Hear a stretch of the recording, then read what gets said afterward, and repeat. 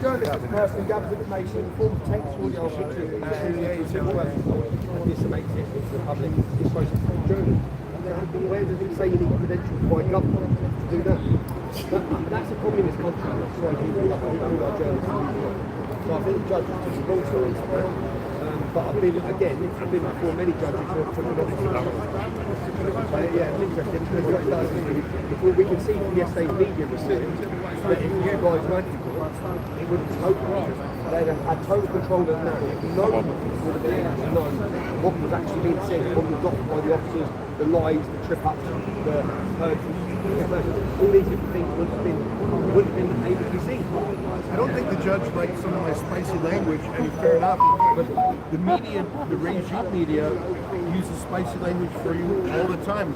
I mean, it's an anomaly that a police officer or a prosecutor gets criticized, but it's standard operating procedure for you, and the judges never complain about that. And it was unbelievable how bad the police were.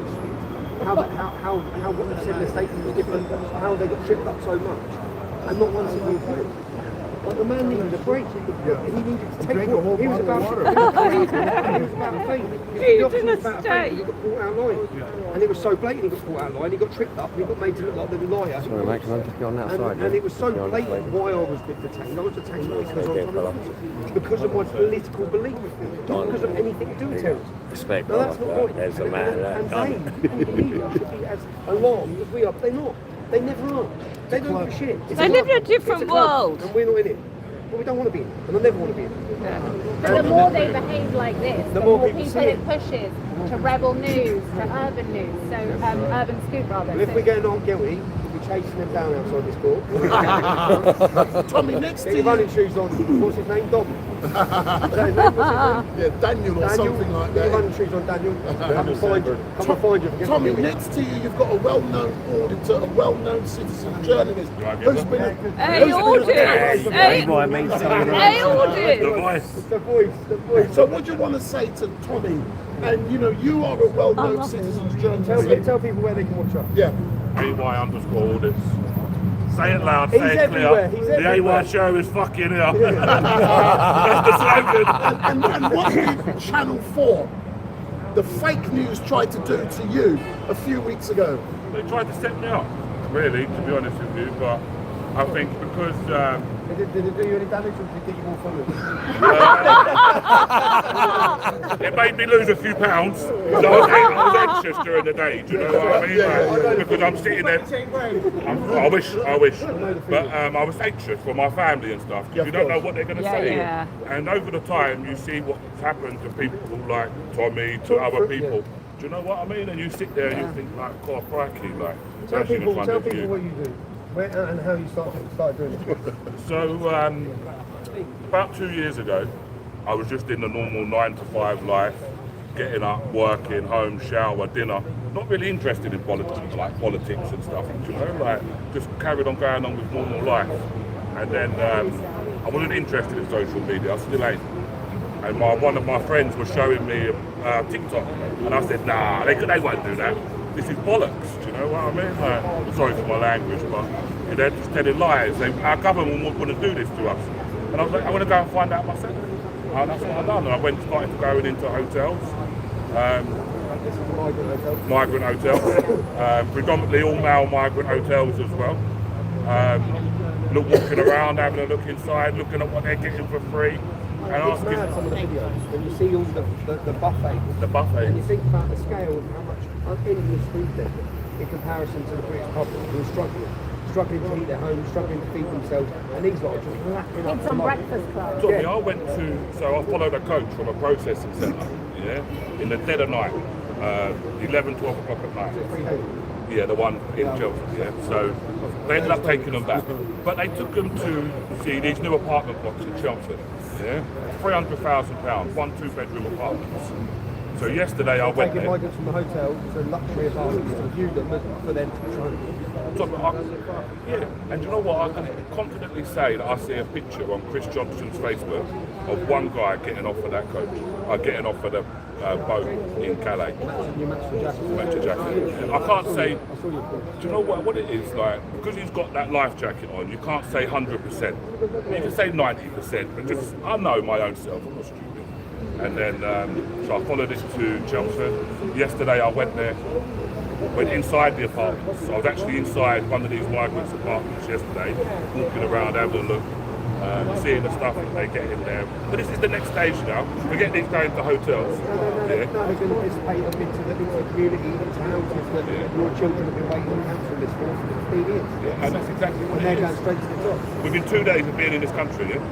Is that 2 days? Within 2 days of being in this country, yeah, he has got a 300 grand flat apartment in Chelmsford city centre.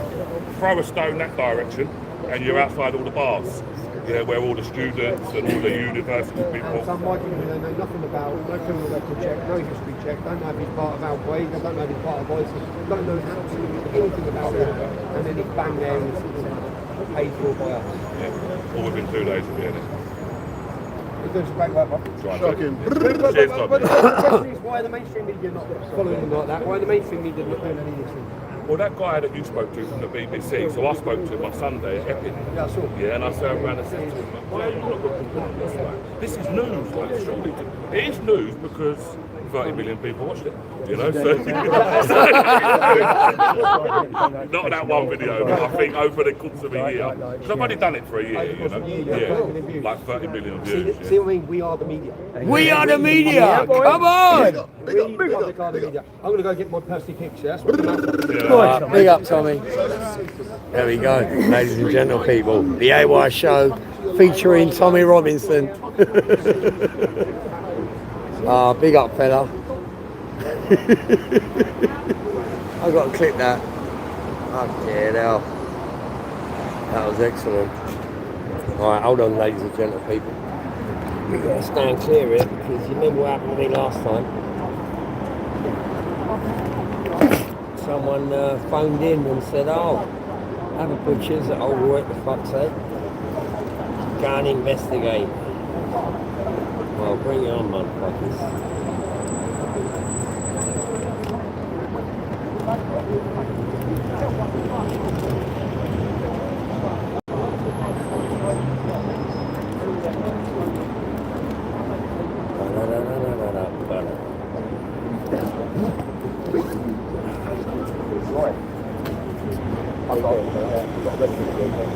Oh, so is that why you wasn't at that? What happened? What did you do? We wanted to come quickly. Yeah. We wanted to get out the big banner. Right. About globalising the father, support of new paper and that. Yeah. Yeah. We got done for Oh, shit. Did you get warned? No, we got done. They just give you a section 14. They arrested us and charged us on section 14. Fucking arseholes, mate. But they reckon we went to a meeting last night with barristers. It's going to probably get kicked out in the next week. Well, or two. listen, hopefully Mark Burbeck is going to take that a little step further because what's happened to NIAC with section 14 and the abuse of it is just outrageous. If we get NFAs, you know, which is no further attention, right, we're taking the police to court. Yeah, you got to follow it through. Mark's doing the same thing, NIAC's doing the same thing. We need to fucking, you know, put the old bill. Are you filming? Yeah, I'm live. But we need to just put it all in perspective that the old bill are abusing their Are you powers. able to take that out, what I just said? or not? Yeah, don't worry about that. No, but look, everything you said is 100% legit. It's all good, it's all fucking positive stuff, and the people need to understand exactly what's going on and how the police are being used to use legislation to shut us up. Yeah. And it's blatantly obvious. I've had private conversations with Old Bill, and they've agreed with me. They said, yeah, you know, we're just told what to do. I said, it's got to come a point where you've got to say enough is enough. Yeah. And they're like, you know, what can they do? They've got a mortgage, they've got a car payment, they've got all this shit to rely on. So they can't really be as honest as they should be, you know what I mean? But anyway, I'm going to go and have a little thing. I'll speak to you in a bit. Well, there you go. The reason why Derek and the crew, the Tottenham lads, weren't there was simply because they got nicked.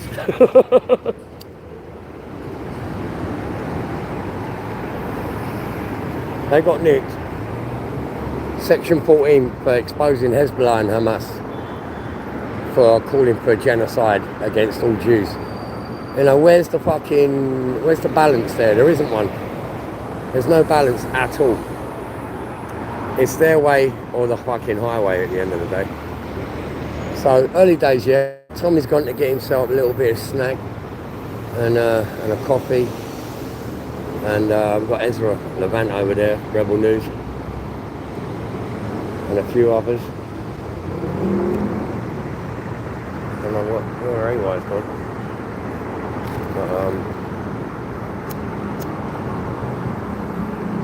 I'm just going to stand well away from them cunts. Because they're all looking at me already. They're probably getting an earphone in saying, oh look, that's Roy, go and arrest him.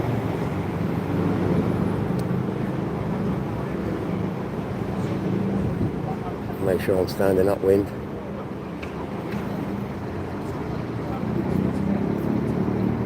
So the outcome today, what's it going to be? The fact that they've taken it this far and they've pushed it to this extent is quite an eye opener, because you know, if they're willing to go this far for a trumped up charge to persecute Tommy Robinson, what is the judge going to say? Because you got to remember, 1,674 cases Tommy's endured over the last 15 years, and that's a lot. All right, so he's been persecuted day in, day out for all those years, and we're still at this point where he's got no jury to listen to his point of view. It's only an allocated judge who's been told how to come to whatever conclusion they've already decided they're going to come to. So we shall see. And if they don't want to fucking, you know, civil unrest in this country, they'll do the right thing. I mean, the evidence is clear. You know, Tommy's in the right, and there's no other way of looking at it, to be honest with you. All the haters are going to obviously think otherwise, but it is what it is. So let's go and have a listen to what's going on, shall we?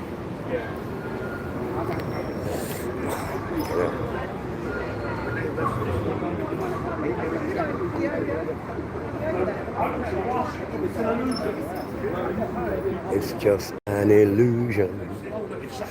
Shut down 2 hotels, you don't want one, and the one left. Why one left? We're fucking 700 miles more, you know? I hear you, but listen, my man, you're doing an excellent job. Continue doing an excellent job. I'm glad I did see you all coming down here today. I'm glad other citizens, journalists. Come on! Because without Big us up, Wendell. collectively, that message would be able to spread as far as it has. Yeah, definitely 100%. And again, I just like to say thank you again for what everybody gives me, from Urban Scoop, from all the citizen journalists. Come and on. Channel 4, thank you as well. I do appreciate that. Big up Channel 4. For the free promotion. It highlights us to a different audience. Yeah, so just keep it coming. We will keep live streaming, keep showing the truth. Yes. Yeah, where it's unedited and people can make their own minds up. Yeah, There you go. that's correct. Listen, my man, Let keep up the great work. You're not going anywhere yet. No, I'm not going there. You have to stay to the end, Yeah, I'll be in till the end. We're here all day. Excellent stuff. Big up, So, Wendell. another citizens journalist. Come on, man. Look, he's put me on the spot here, ladies and gentlemen. So Big up, what Wendell. I want to do is come off the property, but don't touch the camera. But what I want to do, see, I'm training my message. Training So I want that in the background. Oh, yeah, come on. We have the old Westminster in the background. So if I put that here, so and hopefully we got the Westminster, or you got to move back slightly. Yeah. So what's your name, Geezer? Roy. Roy who? What's your social media Roy, name? my social media is Roy. Middle school, lowercase e, And I'll tell you what, it exonerated you when the judge found out. I'm not actually a journalist, I'm not an auditor, I'm actually a stringer. I go out and about, I press record, and then I press stop at the end of it. And I leave it up to the people to decide what they think I do. And I try and capture, you know, the in-depth parts of the process or whatever it is that I'm trying to cover. Like today, I'm just here looking around, like yourself, just trying to capture everyone's opinions and what they think and see how it is. And try and relate that to the public. Excellent stuff. Thanks a lot. I want to catch up with Ezra. He may want to do his own little thing. Yes, always. But I want to find out what his decision was. There he is. So we've got Ezra Levine outside. I'm going to try and engage with Ezra in a few moments' time to try and establish what the and the reason. I said to the judge, I didn't understand how that could be. I did nonetheless undertake to be less spicy in my comments. So we'll leave these guys to it. Big up Wendell. Let's have a look at the chat. What's going on in the chat? Oh, we got a lot of strangers in there. And there's my friend. Where are you? I thought you'd be here, my friend. Come on, it's not too late, man. Get your ass out of bed. Jump on the fucking rattle and get your ass down there. So, Lek, you're in Australia. So this is the final day, hopefully, of the trial of Tommy Robinson. We're just going to catch him coming in right now. Basically, it's a verdict today. So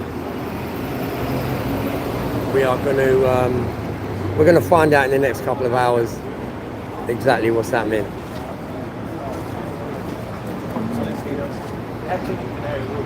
Very local, very good stuff.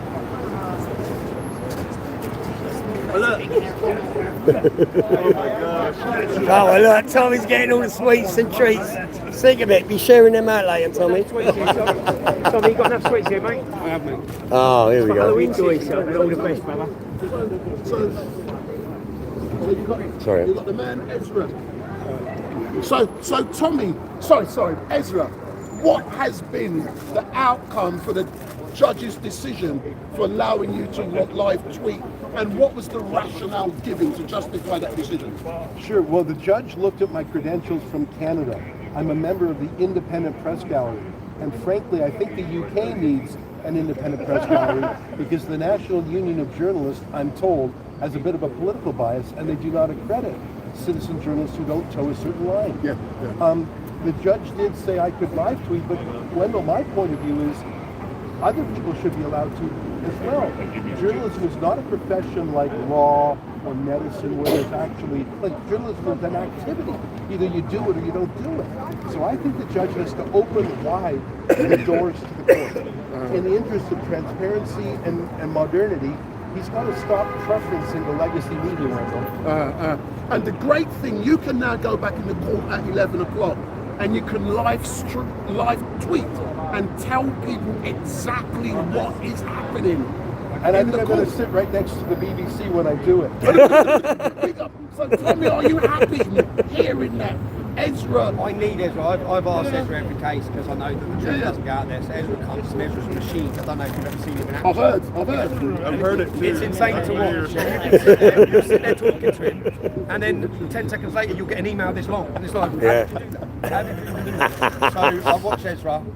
Do you think, citizen journalism, because Ezra, you're great organised and I'm not, there should be an international citizen journalism recognised awards ceremony. Absolutely. So then when you see like this gentleman, you see young Bob, you see all these people in different countries who are rising stars of citizen journalism, there should be a recognition system, worldwide recognition system, or some sort of programme, like an international awards thing. When I visit, I'm hitting that to you, Ezra, because you're going to organise it. when I Rebel Media. you in prison, that was one of the things you said you want to see it happening. I want to see the young people like young. I want to see the young people, the young auditors, the young live streamers. I think we've seen, we've done it in the United Kingdom. We recognise them, put them forward. This is the future of media, and they need to be recognised and encouraged. Because I know what we're going to see now. You saw it on Channel 4. Is they're going to face mass attack. They're going to take attack from government, from police, from the media. The same way I face attack, and they're going to do it because they don't want them having any. They don't want to lose the control. And then, as we saw in court yesterday, they lost the control, so they tried to pull it back. Unfortunately, Ezra has credentials. But if Ezra didn't have those credentials and stuff, then today it's stuffed. They're back in control. So we need somehow, we need to certainly focus on the citizen journalism aspect because there's so many good people come. If it wasn't for what's his name who's on GB News sometimes in Epping. Adam Brooks. If it wasn't for the reporting in Epping and the live streamers, we wouldn't have seen that Antifa got brought in. It would never have been reported. The public wouldn't have been aware of it. So citizen journalism, I always say mainstream media. Is there any here? Are the cancer, and citizen journalism is the cure. All these guys with their phones, that's the future. Yeah. And that's how you stop the bullshit, stop the lies. By instant, on the ground, live streaming, reporting, and you can see the public want to support these citizen journalists. I think it's great. Ezra introduced me to citizen journalism, so I think you were the first with Rebel Media, the first. Big up, Ezra. Come on, Rebel Media. It's all good to watch, man. Do you know what a mad story? I was driving. From your live stream, I pulled up around that corner, a black taxi driver got out and said, just watch you on the live stream. There's your Percy Pigs. Can't we be sharing them out? Come on, when we're celebrating. And he actually stopped and go. He went and got them from watching our live stream. He must be sat in his taxi. He's gone to a shop, picked them up, pulled up next to us around there, got out of the car and said, I saw your live stream, there's some packs of Percy Pigs. I've got it on camera. Cool. That is so great. But that's a clear demonstration that people around the world, people in London, they're watching, they're listening. The Arab lads, black lads in cars, just they've lost their attempt to demonise us and to make us toxic as racist or extremists. It's all gone. It doesn't. Even though the lads in court yesterday, no one buys it. Everyone's shaking our hands. So, there's going to be a battle, and it's the people against the establishment. It's not the white people. It's the people against the establishment. If you look around at the people here, everyone, great. Yeah, it's good, man. We're the future. Excellent. So let's just hope I'm not in jail in a few hours. I've got to go. Nah, come on, you're getting out, Tommy. We're praying for you, brother. Excellent. God bless. God bless. Thanks a lot. Whose one is that? There you go, ladies and gentlemen. People. Cheers, Wolfie. So Tommy Robinson is now making his way back into court, and like has been said, Ezra, Come on, we're gonna let also making his way back into Wendell with Tommy. do his outro. What's that, mate? So basically, How you doing, mate? How you doing, brother? God bless, man. Yeah, man. Good to see you, man. Thank you for the interview yesterday. Come on! On the ground, it's just Come on, what have I missed? Is there a toilet around here? Toilet? Yeah. There's a hotel just round the corner. Yeah. That's the quickest one. Look, I'll show you. Whoa. Hang on, no. We got hooked up. How you doing, brother?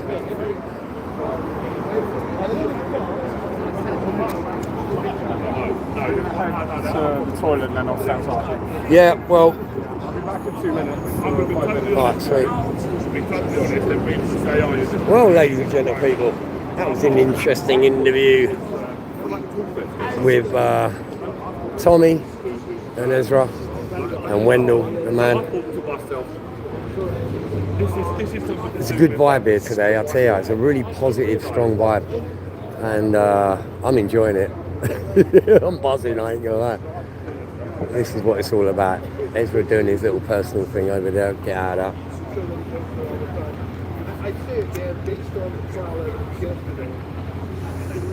But I'm surprised we ain't got no pally rally, pally action, fucking terrorists out here screaming and shouting. I mean, this is a great opportunity for them to come and make a little bit of noise. But they're not here. I wonder why. Old AK. I wonder why. And I'll tell you why. Because they've lost. They've got no reason to be out here screaming and shouting and pushing their fucking agenda anymore. We're all sick of it, you know. And the people that were sucked into it are probably thinking, I'm fucking sick of this as well. So they're not here. They're not here screaming and shouting. They've got nothing to scream and shout about. The war is over in Gaza, you know. It's all over. Hezbollah, Hamas are no more. And the future is looking a lot brighter than it was this time last year. So on that note, ladies and gentle people, all's good in the hood, man. Sick of it. Absolutely. Donald Trump, what? 1 year, 8 wars. He stopped 8 wars in 1 year. I mean,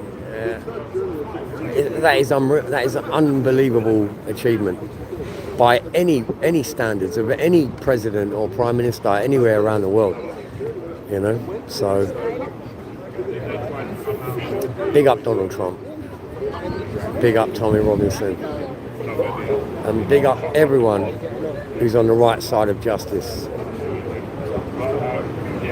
And that's most of us here at the moment, to be honest with you. See that flag waving there, look? Let's have a look. See that flag? That's a 150-year-old flag, that is. Look at that.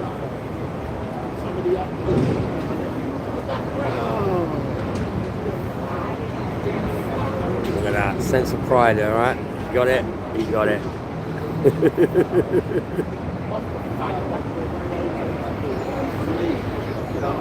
The orangutan did stop nothing stupid. Well, that's your opinion, my friend. But those 8 wars that were kicking off, that Donald Trump actually went to the diplomats and spoke to them and said, listen, pack it in. Right, we've had enough. You're on the wrong side of humanity. And if you don't pack it in, we're going to fuck you up with sanctions. And we'll see how it goes. And they come to see reason, and they went, okay, look, we stop this war because we can benefit from this. You know, we can actually make something decent of our country instead of going with a globalist agenda of just creating mayhem and fucking distortion all over the world. So here we are. That's my little friend who ate my fucking half of my croissant.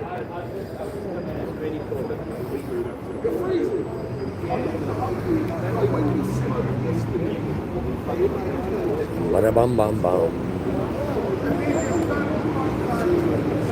No mainstream media really yet.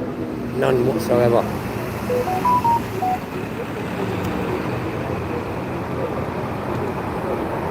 I think the mainstream have realised they fucked up and they're not going to win this battle.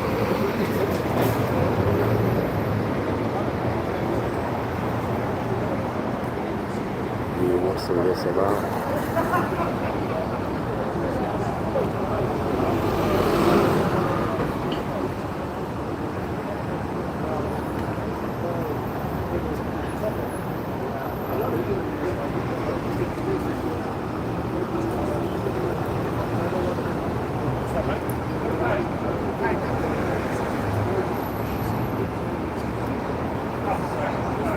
Soul Assassin UK, you know what?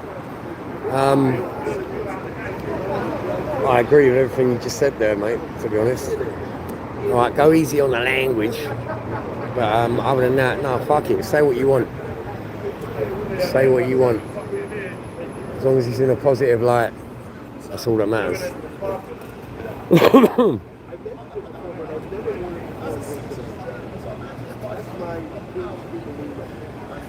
Yes, Iran. What happened to Iran's Air Force?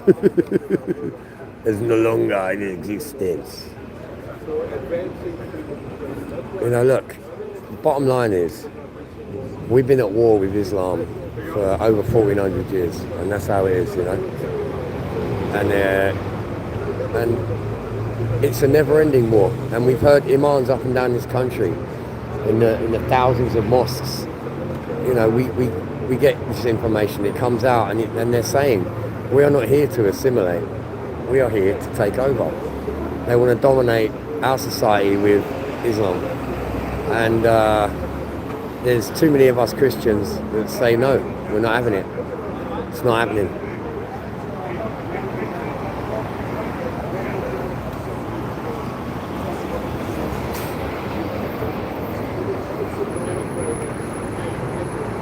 going to go for a little walk out of no shot.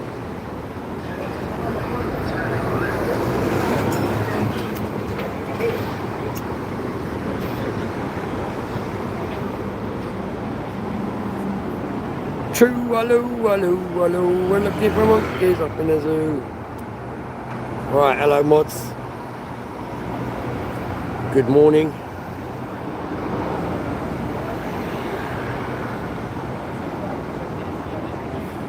Stop wasting time, lads. Find a roundabout and fucking marry it. What the fuck? Sick of it. What?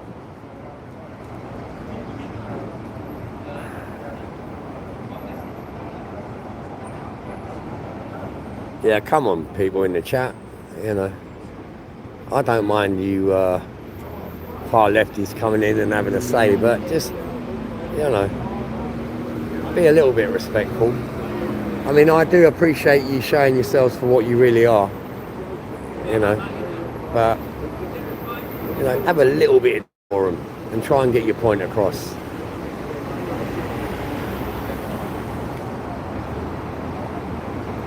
Yes, Wolfie, that's over 100 years old, that flag, and he comes to a lot of events, and it is a good feeling when he's waving that flag, and you know, it makes you feel good about yourself if you're a patriot. That is, you know, we've been indoctrinating our kids to reject patriotism, and you know, and just, you know, steer clear from it and run with this globalist agenda that we're all human beings, which we are all human beings, but we all have different cultures and we all have different ways we see things, you know. And England is the forefront runner of civilization. People say we colonialized everything and we did this and we did that, but we also brought you civilization. We showed you how to control your country and make it prosperous, and how to build things and how to, you know, move forward instead of just living in the fucking dark ages.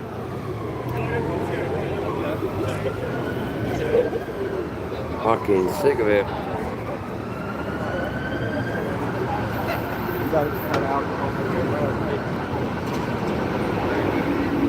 Well, Tommy's inside now. He's in the courtroom.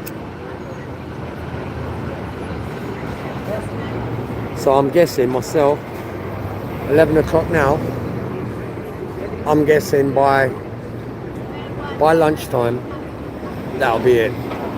It'll be all over. There won't be a lunch break. It'll just be an acquittal, and we can go down the pub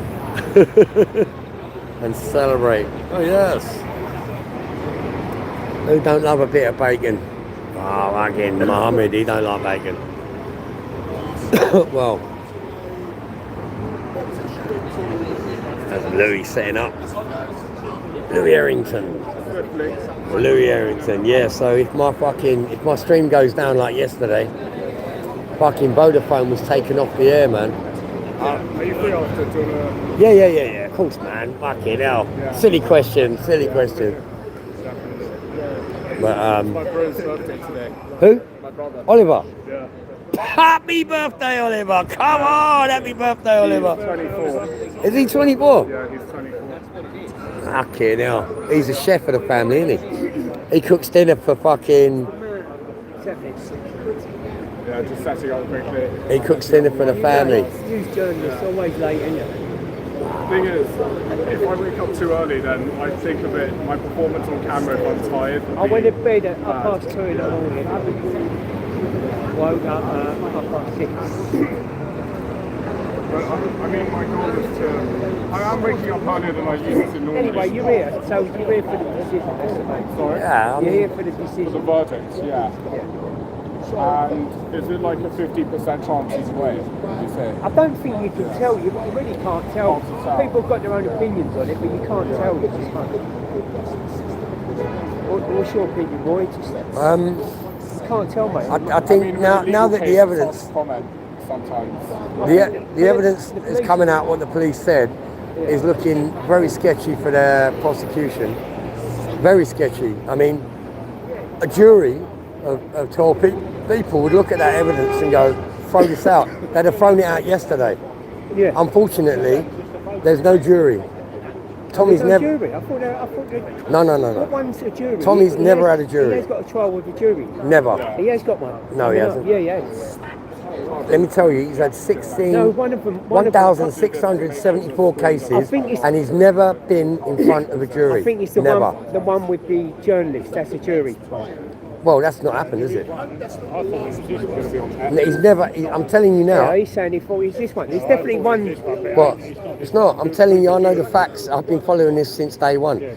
He's had 1,674 cases over the last 15 years. He's never been in front of a jury. Now, sure why is that? The reason is because it's the judiciary that are going after him because of his popularity and his power to change the opinion of the people. Have you heard the latest one? They want to get rid of juries altogether now. Well, It's been put across, like. But well, then how can they've been saying that how for can you have years. How can you have a fair Tony trial? Blair started all that How shit. can you have a fair trial? Well, this is it. This is not a fair trial. What's happening today? You know, it's a judge who's going to decide by his peers. Just one charge? It's one charge of terrorism. Yeah. No, but one judge who decides. Well, there's one judge there's probably 3 judges sitting on the bench, and they'll have their little debate. They'll have their discussion, and they'll come out with a verdict. But it's like magistrates' court. You know, you haven't got a jury. You've got 3 magistrates that will take the evidence. They'll go back and they'll look at the law and they'll go up and down it with a fine-tooth gun, and they'll decide from there. Yeah. So just hopefully they got out of bed the right side that morning. You know. But in this case, they've already been told what the verdict should be, and it's up to Tommy now to defend himself and expose the police for all their shenanigans and all the fuck-ups that they made during this investigation, and it's all plain to see. So in the eyes of public opinion, it's an open and shut case, and he should be found not guilty. But we shall see. I mean, this is all theatre. This is all government fucking theatre, and I'm fucking sick of it, to be honest with you.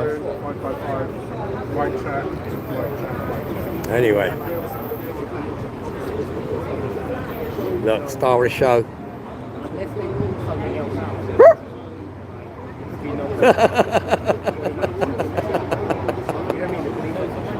Oh yes. Cora puppy. Come on.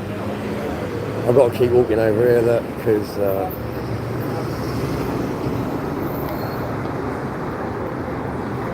you never know.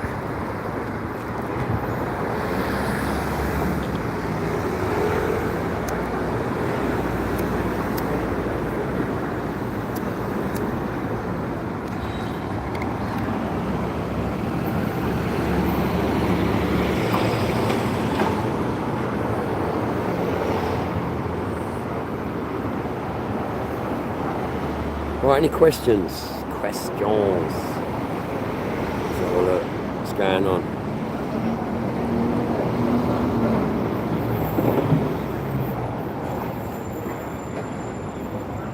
Stephen Smith, who uses a fake name to try and hide their criminal activity? Fake names are fake names. You know, come and meet the people in real life and judge for yourself, man. Don't be fucking sucked into the fucking propaganda. Fed up with these people judging people just on what they've read or what they've seen. It's outrageous. Thoughts on Tommy supporting India immigration to London? Well, I had to be quite close to the Hindu community where I live. And I'll tell you this, they are one of the most hygienic people I've ever met in my life. All this shit about, you know, they wipe their ass with their hands and all that in India and all that shit. Well, the Hindu culture that I know are nothing like that. They've come over here, they've assimilated, they've built multi-million-pound businesses. They they pay a shit ton of fucking money into the revenue, to the upkeep of this country. And they are, they're an important part of who we are, you know. And if you want to go down the road of, you know, the Second World War and what they did and how we integrated with them over the years, you know, speak to any elders in the Hindu community and they'll tell you how proud they are of their affiliation with England, you know, and they've got no qualms about it. Now the Pakistanis on the other hand, who fucking hate the Hindus, who hate the British, who hate Christianity, they've got a different opinion. So if you want to go down that side of the, you know, stand on that side of the fence and have that opinion, go ahead, man. You know, you'll find out. If you really look into it, you'll find out what the truth actually is. You know, we're not. It's this. All this shit is not about race. Tommy Robinson, he's one of the least racist people I've ever met in my life. So, you know, fuck anyone else who thinks otherwise, because you can't judge someone until you know them. You know, until you met them, until you followed them, until you listened to their what they say, and seen their actions and their fruits of their labour. You know, what Tommy's done for young women in this country over the last 5 years, well, more than that, he's been doing the Rape of Britain for a long time, you know, and the amount of money that he put into it, into the investigations and what have you, you know, it takes a real lion of a man to put himself out there. Not only himself, but, you know, it's affected his family life, it's just affected his kids, you know, and to be able to say that, you know, it's like a family man who's got 3 kids and a wife, and he gets called up to go to war. What does he do? He says, "Oh, I can't leave my wife and kids there. I've got to go and fight." No, they go and they have their discussion with their family and they say, "Look, I need to go. I need to defend my country and I need to do that." And the family will support him. And if he comes back, all well and good. And if he doesn't, they'll still celebrate his life. They'll still appreciate who he was as a man, as a human being, because he went out there not for his own benefit. He went out there for our benefit. And I've heard many stories over the years from ex-World War II vets.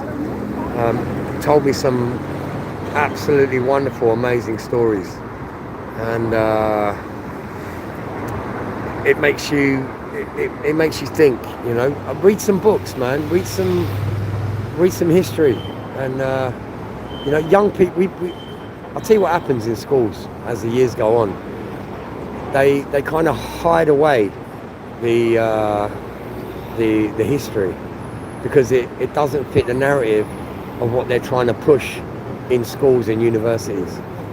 You know, I watched my daughter go through university in the 2000s, and it was getting worse and worse and worse. The Marxism, the communism that was being pummeled into their heads, it was outrageous. You know, it was really kind of upsetting to me because I thought my daughter was going to go to university to get educated and not indoctrinated.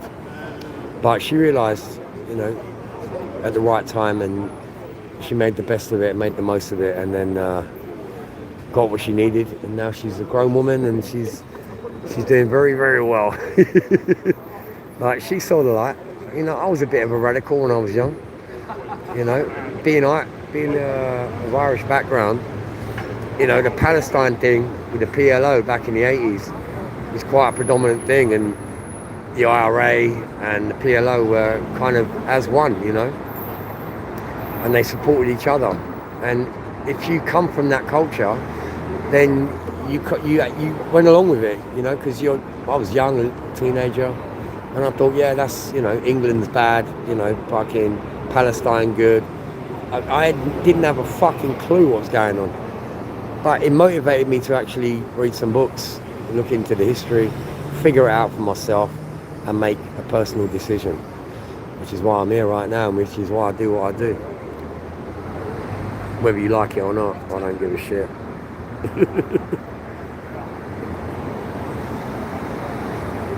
Hold on, we're getting hijacked apparently. Oh no, that's Jack. She's saying hello to Jack.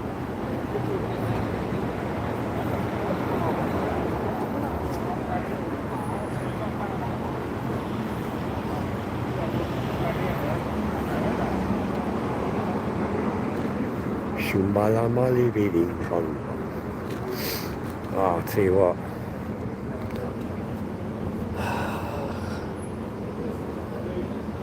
Let's just pop over here for a second. Put you on here. There we go.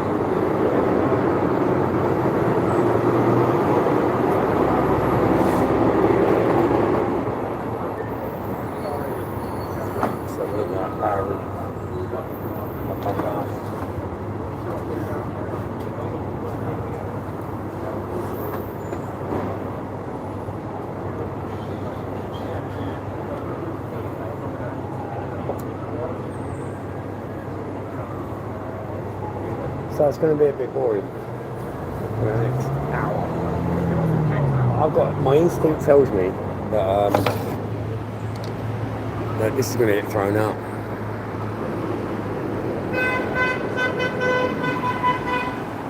Unless the other alternative is that, and we've been talking about this amongst our little groups, that the only way out for Keir Starmer is civil unrest. And a lot of people are talking about it now. So that he can bring in loads of new legislation, shut everyone up and, force everything upon us without our say-so.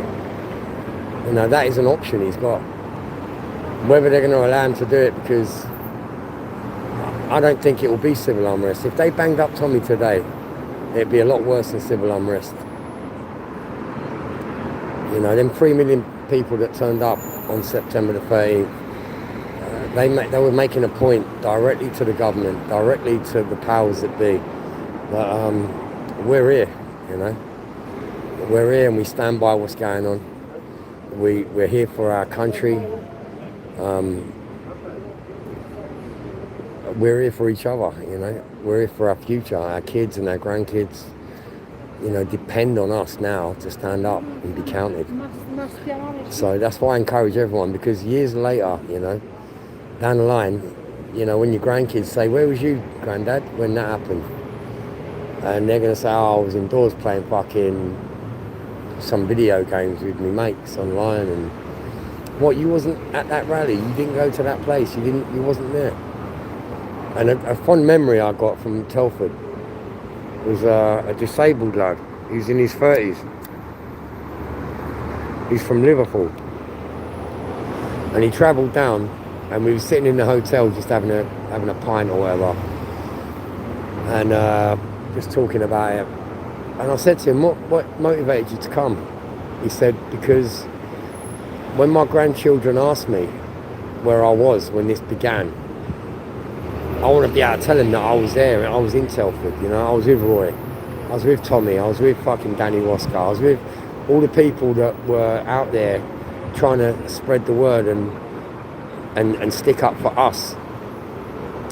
And to be proud to say that to my kid and show him a picture, and say, "Look, that's me on video. Look, I'm there with Roy and Tommy and fucking Daddy," and what a wonderful fucking memory, And enough to encourage your grandkids to say, well, if this ever happens again, then I want to do what my granddad did.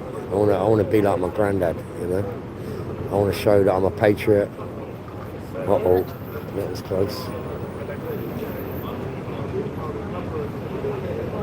Yeah, that will stick in my memory forever. That lad, Danny his name was, funny enough. From Liverpool. Big up Danny if you're listening. True patriot. Oh look, they're carpool. Do like a 9/11. Oh yes.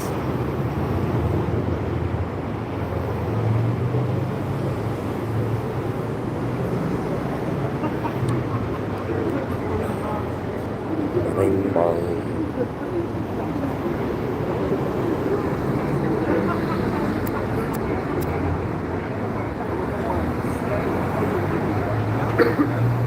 So this is the calm before the storm, ladies and gentlemen, people.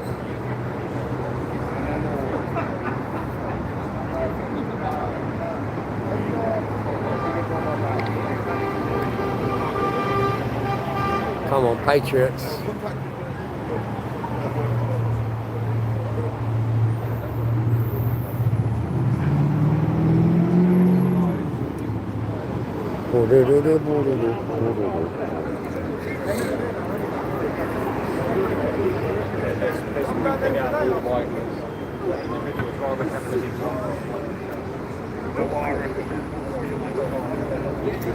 Where's my Tusi? I reckon I know.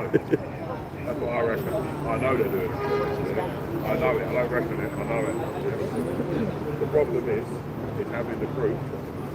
Because, yeah, the problem is having the proof turn around and actually come out on one of my own videos and say, yeah, I'm sure. Yeah, because I know the possible effect that could have. See any news, man? And I have to be clear. Wendell, any breaking news? Yeah, we got some breaking news.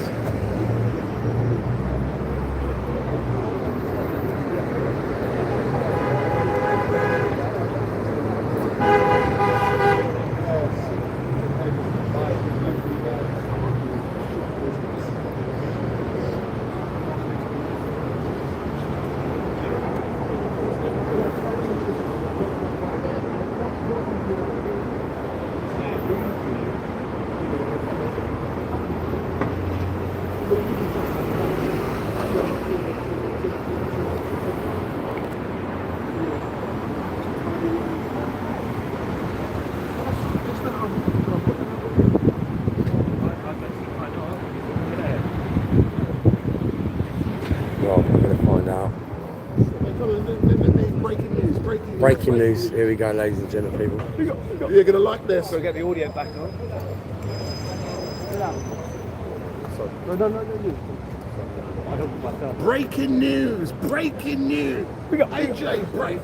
We've got breaking news from Bernie Wentworth. Breaking news! Turn the volume down. It's slightly.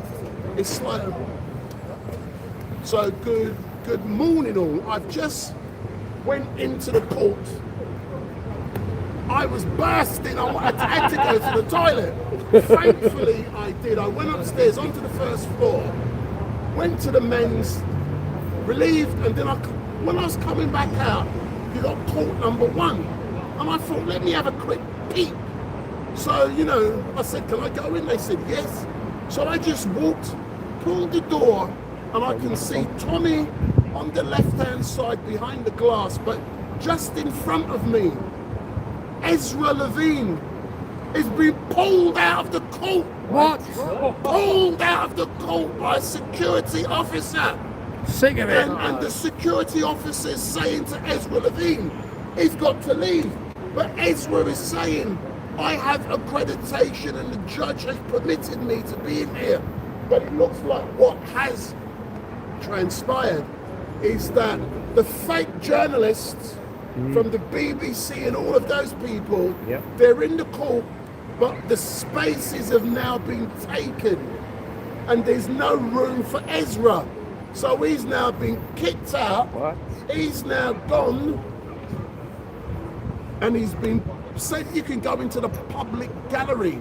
And Ezra is asking the security officer for his name because he's going to report him for assault. I saw it unfold with my very eyes. I could not believe that a journalist is being pulled pulled out of the court. What kind of fuckery Despicable, is man. going on here today? But that's the breaking news. Just want to have a. And I thought, let me have a look at the court because, you know, I've been interviewing people, going upstairs, going into the public gallery. The public gallery is full. And I could not believe a man's been pulled out. Ezra. And he's asking for the brother's name, and the man ain't giving him his name. It's probably a migrant. Apparently, Ezra's just tweeted that it was the BBC who once again moaned about him. The BBC. An eyewitness. Big up. Well, you're blessed to be there at that time, Wendell. It's like they say, right place at right time. Come, There you go. Come. What you got to I say? presume he does actually have a press pass, like an international press pass. No. No. I think what's happening at the moment, yeah, the judge can basically make his own rules when it comes into the court. Yeah. Let's agree on that. Yeah. And they don't want him in there because I can understand when they're saying that you're in the public gallery. This is what people didn't make clear yesterday. Actually, in the court, yeah, you're very close to the action.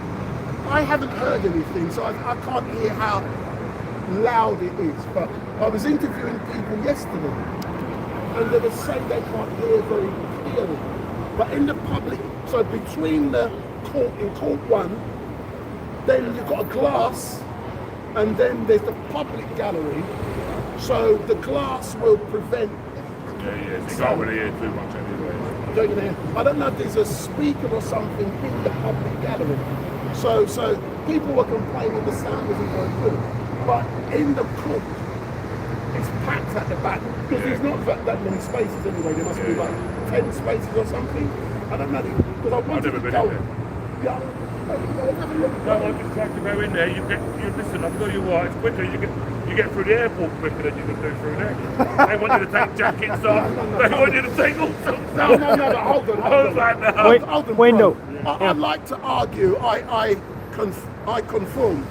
Went to the court when the BBC they playing the game.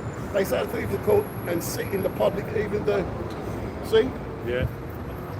Yeah, because I would say But a security guard was dispatched to move me back to the public gallery, and that's what I saw. But I would like, if the judge has approved his credentials, who's approved the security guard to go and remove him like No, that? but that's regardless, that's their job. But the issue is his approach in removing. You can't go and pull a man out. That's called assault. Yeah, it is assault. And I witnessed it. But if the judge has already approved it, who's authorised it again? No, but I don't. The BBC man, if he's done. No, but I don't know. So it now appears as if the BBC are launching an unprovoked attack on citizens, journalists, mainly Ezra, and they're targeting him because he's doing a great job and he's getting more interest. He's getting a flack because he's over the target. I'm telling people now, I saw it for myself. I went upstairs to the bog because I'm an old man. You know? We can all agree on that. When I come out, listen, But we've seen this over time. They've done it to Tommy Robinson, BBC done. What was it? Panodrama. They've done this one. Many have tried to do it. You know what I mean? Over the time. A couple of weeks ago, they're doing it to myself. but I agree with you. But I've never seen such behaviour In a courthouse. In a courthouse. We come here. Listen, man. Me and you are out here. Yeah. We got certain respect. We go in there. If they want me to take my thing out, I've put it all in my bag over there. Yeah. No, So when I go in, now listen, it's a game. If you conform with the game, they can't fuck with you. I conform. But why should we conform to the Yeah, game, man. Wendell? Don't forget, You the know? BBC Why should are we conform? government funded. You know, man, we should push it to the boundaries. You know? No, but would you? We shouldn't conform. Now let's agree there are different modus operandi. Yeah. You can do it your way, Yeah, I yeah, can yeah, do it yeah, yeah. my way. But collectively, we're all doing it. We're all doing it. And this is what I was going to say as well, yeah, I'll just say this quickly. They're coming to shut us all down, yeah? They shutting me down. All citizens, no, what I mean, Shutting you down, yeah, me. they're not shutting me down, yeah, it's impossible now.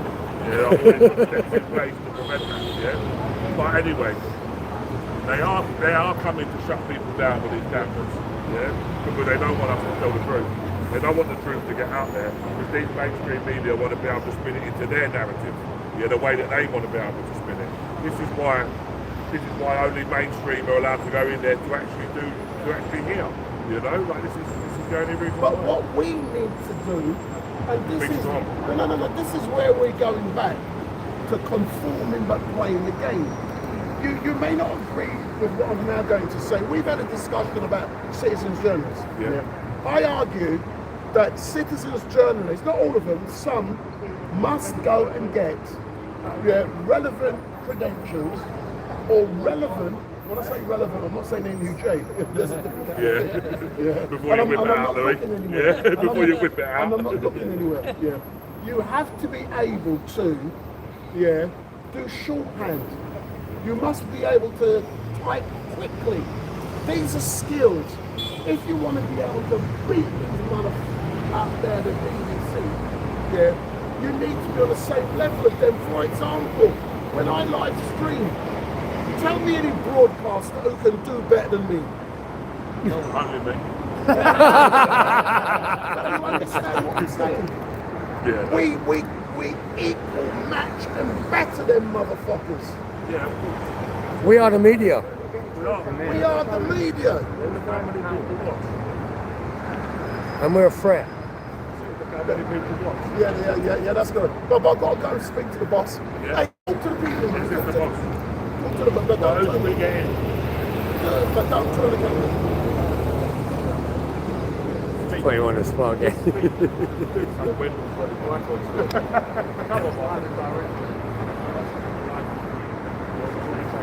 Wendell. Wendell. Mike. Wendell, the mic. These amateurs. See, when you monitor, you can hear. Amateurs. Goes off with the mic. Come here. Oh, you want to have a laugh? There we go. Look, she's back in time. No, hold on. Excuse me, look. Easy, brother. Easy. You okay? Go on, that's all right. We got crumpets! Crumpets there. Crumpets there. Hey, where you been for 2 days, man? Hold on. I sorry, I had an appointment yesterday. Sorry, I've got a life. Say no more. Oh, I've got to speak to the boss that I'm Go on done. then. Interview Crumpet, man. Oh no, give me a minute. I've just literally got out of the cab. Let me bring Putting it right on you here, Wendell. Yeah, that's the way. Yeah, you're putting it right on me. I'm going to give it to Martin. Interview Martin. Well, I don't know what to say. I'm not a presenter. I'm holding behind the camera. He always puts me like Come on, wing it. Say something. We're just... yeah, that's exactly what we're doing. Come on, Louis, get in there, son. So first of all, we're doing gouchy reports. Yeah, this is Martin. Come in, Martin. So that's Martin. You can give him a follow. Let's get the end game in. So let's bring this one in. Yeah. The end game, YouTube. Go and follow this one as well. There you go. Let's get this one in. With his London Cane. Starbucks. Cane. 1, 2. No, London Cane. 1, 2, 3, 4. This is the one that you want to be talking to. I've got a little bit of scoop. That's it. Show. Sound loud, sound clear. The That's OY it. show's bloody, yeah. That's it. Fucking here, but there you go. We just watch our language on urban things. Let's get this one in. This seems to be filming. Channel. Mary Jane Media. There you go. Haven't scared me. Siraj, we're coming round to Hammers. Let's get Street Hawk in. Oh, God. Street Hawk? No, it's actually coverage. So, Street Hawk's in Manchester. Big up Street Hawk. Sorry about that, Goose. Legend. 2 up, 2 down. Hammers. Happy Hammers. There you go. Come on, West Ham. We need to get some points on the board. Yeah, we definitely. Because at the moment, people on to figure he's got more points than West Ham at the moment. Roy, Come on. back a bit. There we go. We've got to jump here. Roy, middle score, lowercase E30 on YouTube. That's it. There you go. Huh? No, that's it. Roy, capital letters, middle score, lowercase E30. Check it out. What's that, buddy? Have you got a channel? Real Media London. Real Media London. Bigging up the independence We there. saved the best till last. We saved the best till last.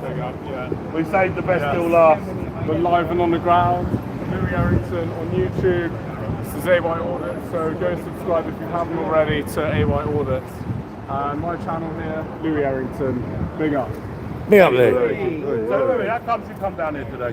So I come down here to report on this, what's going on, and we know that Tommy Robinson is back in court this morning for the second time, and he'll be coming out later on. We don't know when, but we'll find out and bring updates on the live broadcast, live and on the ground. Live and direct. Hey! Live and direct. Well, I don't want to copy Street Mine. That's his thing, so You're a legend, I thought of, Yeah. I like doing live and on the ground. Yeah, Big up, Louis. On the front lines, reporting there. So There you that's go. what it's all about, isn't it? Showing what's there. I'm slightly different to some live streamers. I tend not to express my own political opinions. So you could see me filming any other protests. It could be a Palestinian demo, could be stand up to racism, could be anything on the other side. But I would never express my opinion. I'm just there to show what's going on The truth. truthfully, The truth. without expressing my own views on the matter. And that's important in journalism because you see a lot of mainstream media has been hijacked by political bias, which is completely wrong. And the way I'm trying to present myself here is to just show what's going on from a neutral angle, and my viewers can decide For themselves, their yeah. own views for themselves, Yeah, rather than me enforcing my views to them, which is the key to journalism, being bang on in the middle and covering both ends and angles, up, down, right, left, whatever you name it, whatever it is. I'll be filming live and on the ground at all sorts of protests, and also Speaker's Corner as well, which is becoming more and more popular, but it's become very much to do with religion. You see a lot of Christians and Muslims debating, and there's various stuff going on with that. Because I was there the last Sunday, and a Christian man was assaulted and punched in the chin. I don't know if any of you have seen that online. But then he felt dizzy afterwards. And then the man who punched him, I think Shamsi, walked off, and the police did not intervene at all. And I got it all on camera. My camera almost got knocked over with what happened. And yes, it was very much a tense situation. Go back to live streaming for a second, Yes. because the more I've watched your live streams, actually, the more I've noticed that you're in a neutral way. Do you know what I mean? And just documenting it all in a neutral way. And I've seen some other ones, not just Palestine. You've been to Jewish ones. You've been to all different ones, trans rights ones. Yeah. You know, like you've gone and you've all over the place. In fair play London, to you. and sometimes outside of London as well. And that's the key to it, because a lot of viewers who don't necessarily live in London want to find out what's happening in the capital in the UK. They want to find out the truth in the news from different sources other than the mainstream media that is presented to the majority of the public. So they look for alternative sources such as you, me, and many others, which is very important. And there's the rise of independent freelance journalism, and it's becoming increasingly popular. It's the future. Looking Absolutely. at it, We are the media. Yes, In that respect. Listen, I would agree, because more and more people are watching because it is live. They can watch it and they can take what they want to take from it. And nobody can actually argue with it. You know, like you're not stopping and clipping and editing, etc., etc. You're just doing it raw there. footage. Raw Yes. footage. And even if I Delivering do the edit message and directly to the something does people. kick off or happen, I would post that later, subsequently, as another video, but I wouldn't clip that to an extreme level as what some mainstream media are accused of doing, allegedly. So when I go down to report, I show from both sides. I would interview both angles on the ground, live, and my viewers can decide for themselves, and they can decide what points of view they have on the event, regardless. And one thing I won't tolerate in the live chat, and that's why I have a lot of moderators, are rude comments, which are to anyone really, to any race, religion, whoever it is. If there's a rude comment, my moderators would instantly deal with it swiftly. And we have very professional moderators, and I'd like to give a shout out to the mods. Lisa Sargent, Mansby, Divine, and various others, and also TT and all the moderators who've joined the channel recently, and also who have been on the channel for many years since I've first started. I'll shout out my moderators and all my members. Thank you very much. All my moderators, Abs, Lynn, Jojo, my two Aarons. Yes, big up, Aaron. Big up. I think that's it now. Big up, Yes. Jojo. If I forgot any, Jenny, I forgot about Jenny. Two Aarons. Do you know what? And Lynn, Moderators don't on our forget Lynn. channels, they're actually helping our channels, because they are every time we're live, they are watching all the comments. They are using like slow mode, etc., etc. They're banning people, because you get a lot of people that come in that are not there for the right reasons. They're just there to cause trouble. And I'm a bit like Louis.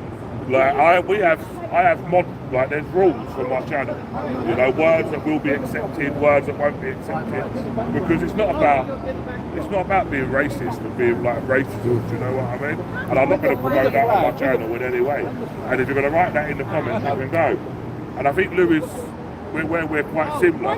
We want our community to be a happy community. Exactly. We want people to be able to talk. We want people to have to get on and build a community that is where we're showing everybody the truth. You know? And also the thing is, when I sometimes read the comments, which is about 10% of the time, because when I'm filming I'm mainly busy, but sometimes I do double check the comments, and whenever I see a civilized debate, that's completely fine. When two people speech is agree important. to disagree. All the time, the debates. Yeah, but that's what Yeah. that is what people should be doing. Civilly exactly. agreeing to disagree, that's fine.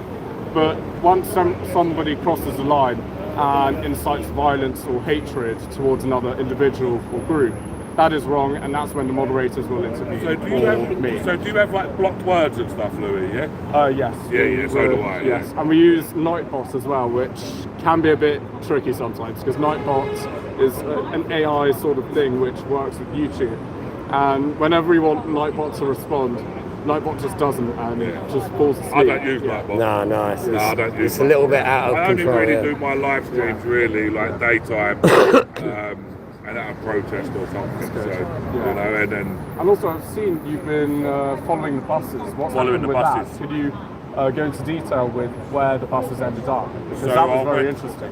So the second bus I followed, we went to 227 Romford Road, Forest View Hotel.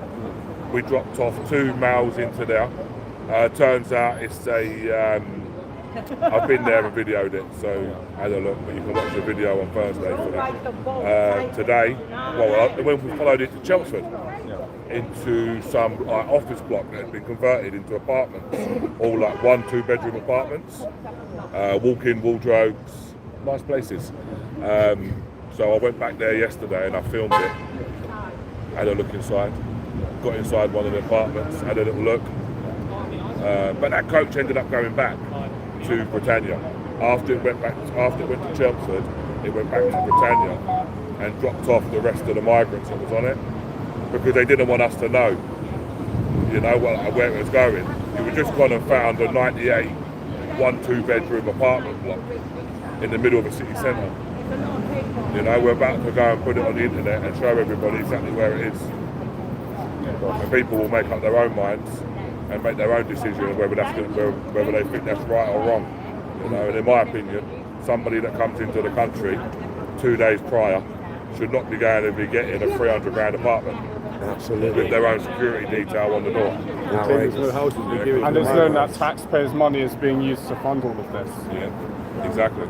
And we're all paying for it. We're all You know, paying like for one it. way or another. We're all paying for it. Even if people turn around and say, some people don't have a job, they're not paying tax. Well, there they are. When they go shopping, they do pay tax. Yeah, on their stuff. So everyone is paying tax in some way. You know, so that argument ain't going to wash. It doesn't matter the contribution, whether it's £1 or whether it's 50 pence. Yeah, it's still a contribution. Someone's still making that. Yeah, and they're rinsing us. They're taking everything from us, giving it all to other people, not really caring about us. And that's proven, because how on earth can you give somebody that's arrived in the country, just make this make sense, yeah?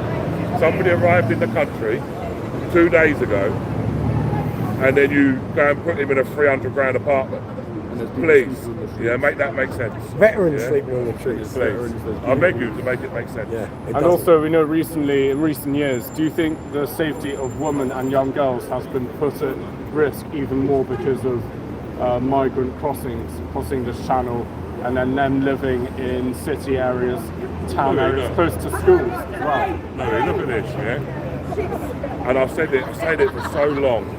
Who is ever in charge of safeguarding around where these migrant hotels even go to in the first place? Because you go to Derby train station, Google it. I think it's called the Midland Hotel. Someone get it up on Google Maps. You look at it, and if you look out the window of the second floor, you're looking into a school playground, into a primary school. Yeah, like who makes these decisions to put these hotels? That's just one, by the way. Yeah, like I can go on. There are many. But I prefer people to actually go and look at my channel and make their own mind up. Yeah, rather than me saying this and saying that, I'd say just go and look for yourself. Yeah. Exactly. Even that was at Canary Wharf. But one thing that people, this is what, and I don't want to downplay serious crimes because they're very bad. You know, obviously they're serious crimes, but think about the other crimes that they're doing, which is also detriment to our society. Whether that's going to be shoplifting, whether that's going to be car thefts, or whether that's going to be fraud or whatever. Do you know what I mean? Like they're still breaking the law, and yes, we do have bad people in. Of course we do. There's bad people in every society. Why would we keep bringing more bad people? You know, and put more bad people on top of the bad people. We don't have to fucking put a space for our own people. What is the incentive of the government to actually keep continuously bringing in? Do you think it's all done on purpose? Because we know that the government now wants to introduce the digital ID scheme, and if you don't have the digital ID, it is known to the public that you might not be able to work in such industries. Yeah, do you know what? Listen, when you look at that digital ID, I think they've been bringing it through for a while, haven't they? Do you know what I mean? Like, I think there's little laws and legislation that they've been sneaking in the back door to already be able to get it through. But I don't think, as long as the people will just need to keep on opposing it, until this Labour government get out, because they won't win again. No. Yeah, they won't get through again. So all we need we just need to keep opposing it. Nobody needs to accept it, and we just need to hope that the next government, which they probably will do, they'll just get rid of it. I don't think it'll go through. On the back of that thing, do you think they get removed, or do you think he steps down? Who? Keir Starmer. Do you know what? If Keir Starmer steps down, who takes his place? Yeah, look who takes his place. Yeah. David Lemmy. Somebody potentially in the cabinet. Yeah. Do you know what I mean, Louis? Like, you've got to look at this realistically. Do you know what I mean? Like, I'm not people to think that I'm pro Starmer in any way. Yeah, but he's probably better than what's in the cabinet, isn't it? So are you coming from that perspective where many would say better the devil you know than afterwards? At the moment, now. Yeah, but obviously when we have an election in 4 years' time, there's a totally different story, isn't it? Yeah, but when we've got to think about here and now for the time being, you know. Well, Labour backbenchers are turning on Keir Starmer, aren't they? He's losing so much support within his own party. I mean, it could actually, the government could actually fall within itself. So, I mean, that's our best hope. If not, we're going to have to fight for the next 4 years. And just keep doing what we're doing, reporting on the truth and protesting what their government's trying to push against the people that we none of us really agree on, you know. what the decisions that they're making are just pissing everyone off, you know, from all walks of life, you know, and allowing all these people to come in and just have a free run, you know, of, you know, I believe, me personally, if you come into this country illegally, first of all, you've entered it illegally. So, okay, we're going to take you, we're going to detain you, we're going to assess you, we're going to do a full background check on you. If we can't find anything on you, that means you're incognito to any kind of security check, then we're going to send you back. I'm sorry, you got to go back. And we could do that quickly, like Australia. You know, if we implemented the rules that Australia implemented, then we wouldn't have such a massive problem. Because we're talking about tens of thousands of people, not just coming in on boats. Boats is a drop in the ocean. The biggest problem is visa. People that coming over on working visas, education visas. When they get to the end of their visa, if they haven't achieved their goal or haven't got a job or whatever, then they claim to be immigrants. They're like lost souls. And then ECHR is allowing them to claim asylum as asylum seekers. Hang on, you came over here on a visa and it ran out and now you want to claim asylum? How does that even work? You know, that's a get out clause for them, and we've got to get rid of that shit. Get rid of ECHI in my eyes. Yeah, even if you got rid of I'm just going to double check mine. Yep. See if my stream is working. Big up, Lou. Roy, do you want to come? I didn't know he had a comb over. Yeah, so I'm not buffering. Right. Just double checking today. Hey, it's not a comb over. Yeah, here you go. That's a comb over there. Look, that's a shiny comb over. Respect to everybody. See, the great thing about being a citizen's journalist is that there's love between all of them. I'm so confident with what I do. I can just give something, give them my camera and walk away. There I you don't go. have to check, but I get messages that other people are re-streaming my stream through their channels. Outrageous. So I know exactly what is happening. Can I stop it? No. That's white supremacy for you. There you go. So White Crumpet, Supreme pizzas in the why house. do they call you Crumpet? Because I'm a thinking man's crumpet. A thinking man's bit of crumpet. The entire globe loves a crumpet. Right? Or a muffin. I don't know. I first met It this. makes me friendly. I first met this young lady, known as Crumpet.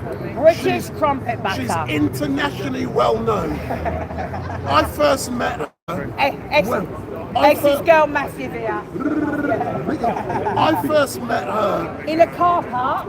In a car park. Oh no, no, you're not supposed to say that bit out We met loud. in a car park. no secrets. No secrets.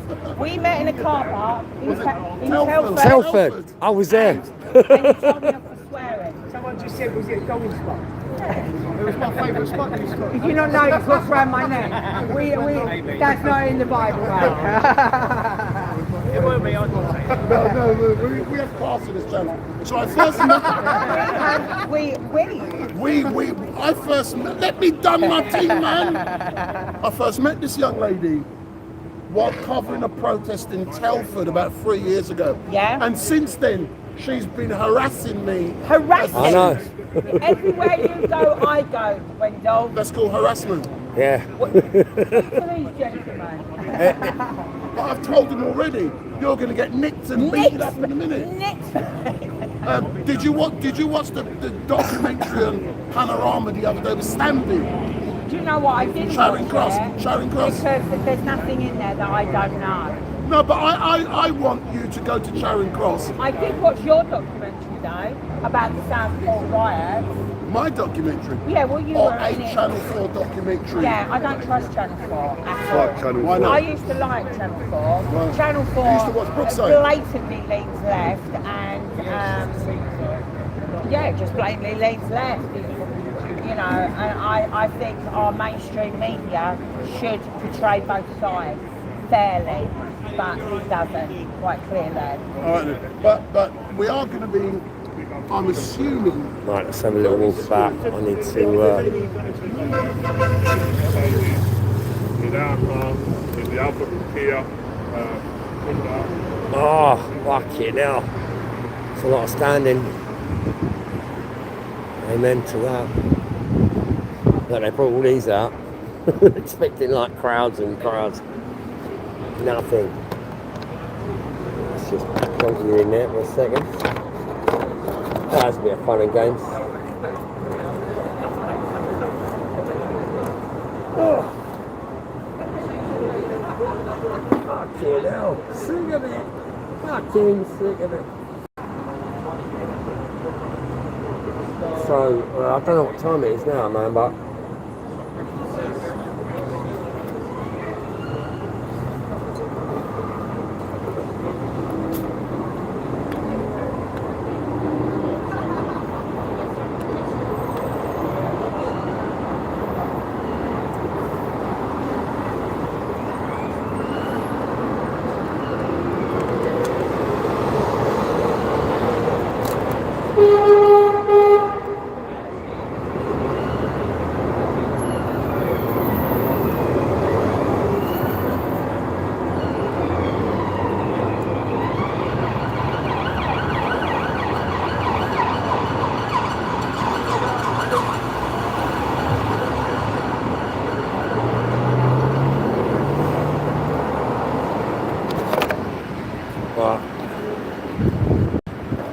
oh yes, fashion, love it. I'm going to come over here and have a little sit down.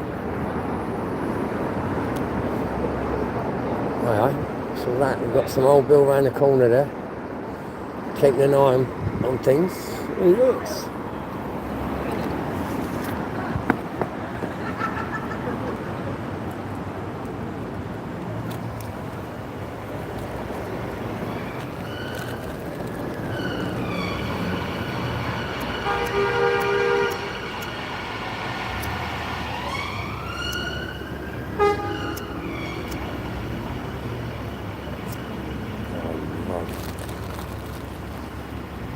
Well, they're sending in reinforcements.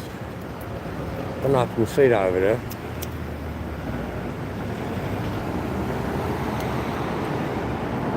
It's like they're expecting something. Let's have a little zoom in.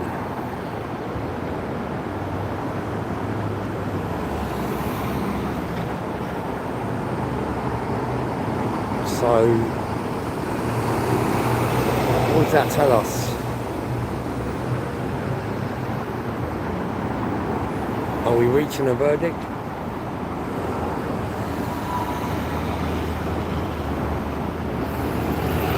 What, about half an hour until lunch? Have they made their mind up?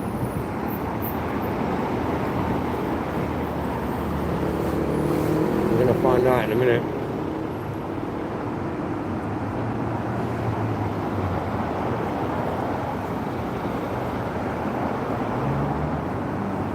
Big up Nawaz, big up Sharon, Jojo, Lynn, and everybody who's coming to say hello. I don't think the Great Unwashed are going to show up. You never know, could be that. It could well be that, because they'll be getting out of bed around about now.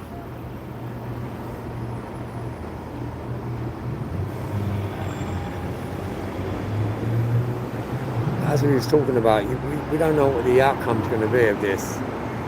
I think they already made their mind up what the judgment was going to be honest with you.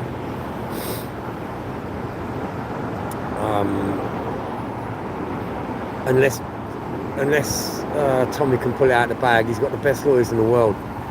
You know, we've got Elon Musk representing him here today. Not Elon Musk personally, but his legal team. So they're going to pick it. They're going to pick right through the whole fucking proceedings, and you know, if you look at the case, if you study the case, to me it's a foregone conclusion that Tommy is innocent. You know, and this terrorism charge they threw upon him was just a last-ditch attempt to try and fuck him up. And anyone with a brain cell in their head can see that.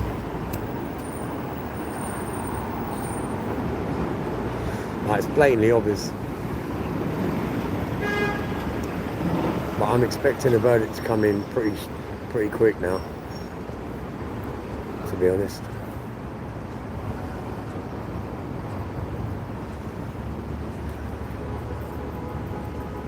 So A1 on the dog and bone.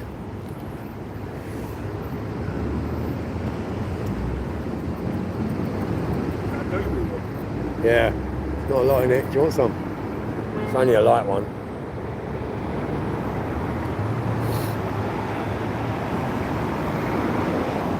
So what do you reckon about all these reinforcements just moving in? You're trying to give me the cameras. Huh? Oh no, you're live. Yeah, I'm live. Yeah, look, I'm here.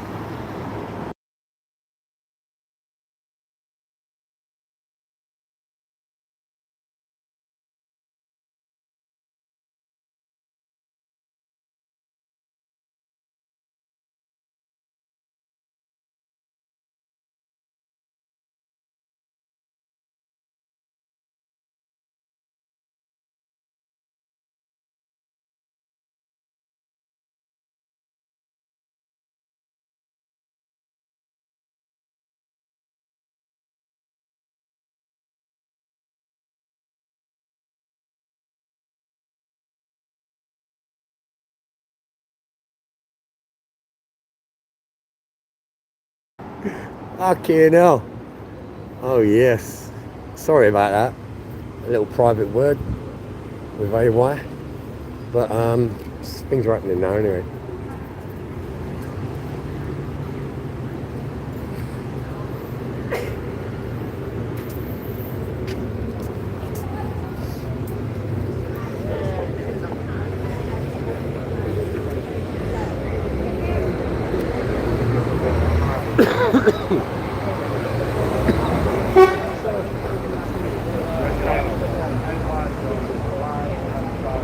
That's a great shot, that.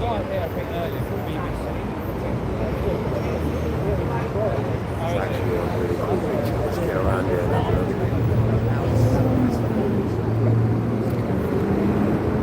look. Then he had a negative perception. Yes, I do believe that. And I therefore, believe that's what's on the face and of therefore every he invokes. day. I mean, look what happened. He done live. So therefore he invokes, like the words there, Schedule 7 of the Terrorism Act. So he can. Let me ask you a question, Wendell.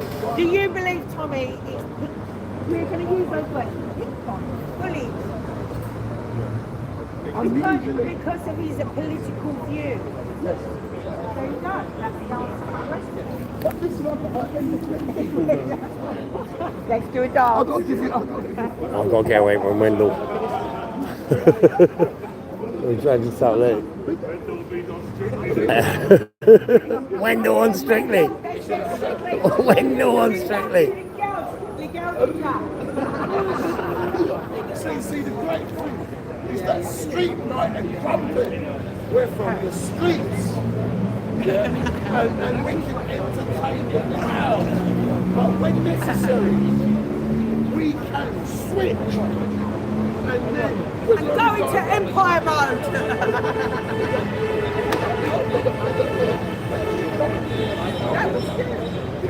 So when necessary, we can switch. When we switch, see, just like that. So we're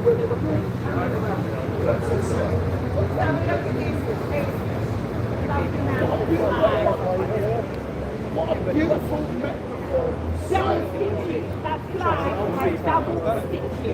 That's an old flag.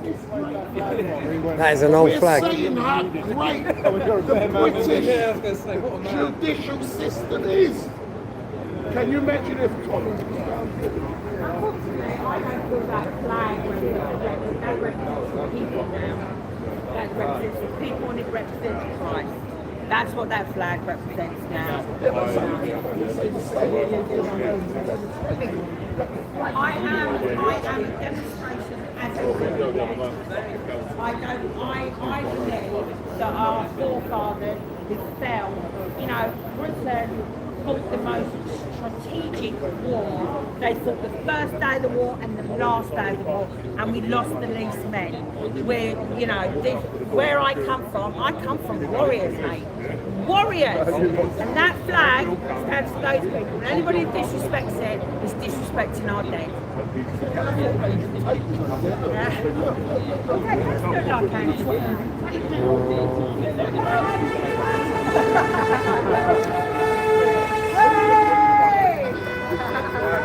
I'll be back in a minute, guys.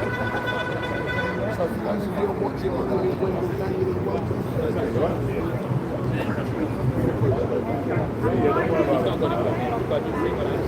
Oh, we got a poison frog. Poison dart frog. Probably Channel 4. Who knows?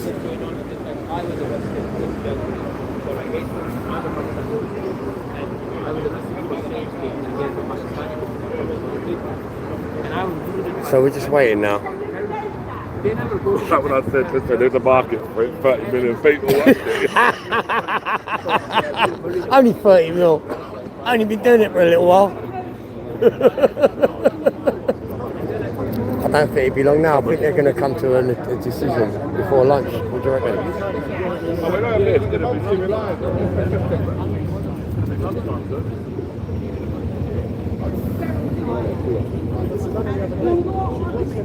else was and writing songs in there. I'm like, why are you not watching the man?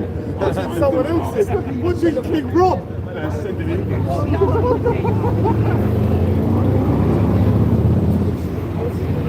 So the lunch hour is approaching, and we're going to find out exactly what's happening.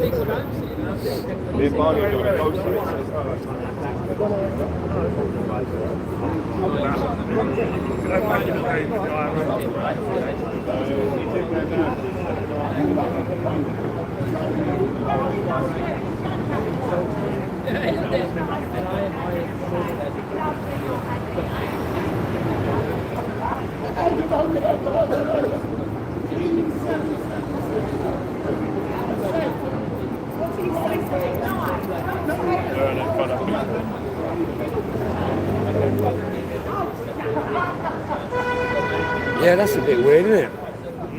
On some channels, see where it comes up, the whole fucking name comes up. Yeah. Well, I suppose that's pretty cool if you want to go and sub to that person. You got the details there without having to plug it. I don't know, mate. It's different, isn't it? Yes, let's all be praying for Tommy. We're all praying for Tommy. You know, it's a foregone conclusion that he is in the right. He's done fuck all wrong. And if the judiciary is what it makes out to be, fair and unbiased, then we'll find out. We'll get the result we all want today. Very interesting. Yes. But this is the boring part of journalism. A lot of standing around.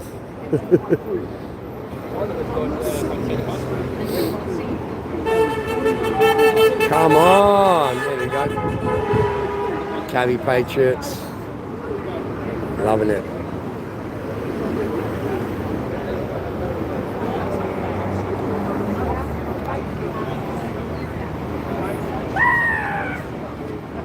Uh-oh. Ezra is allowed back in.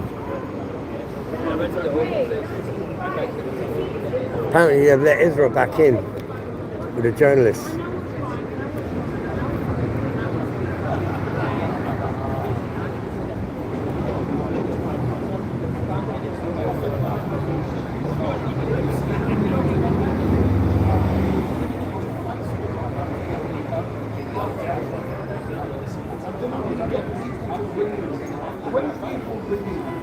Wow.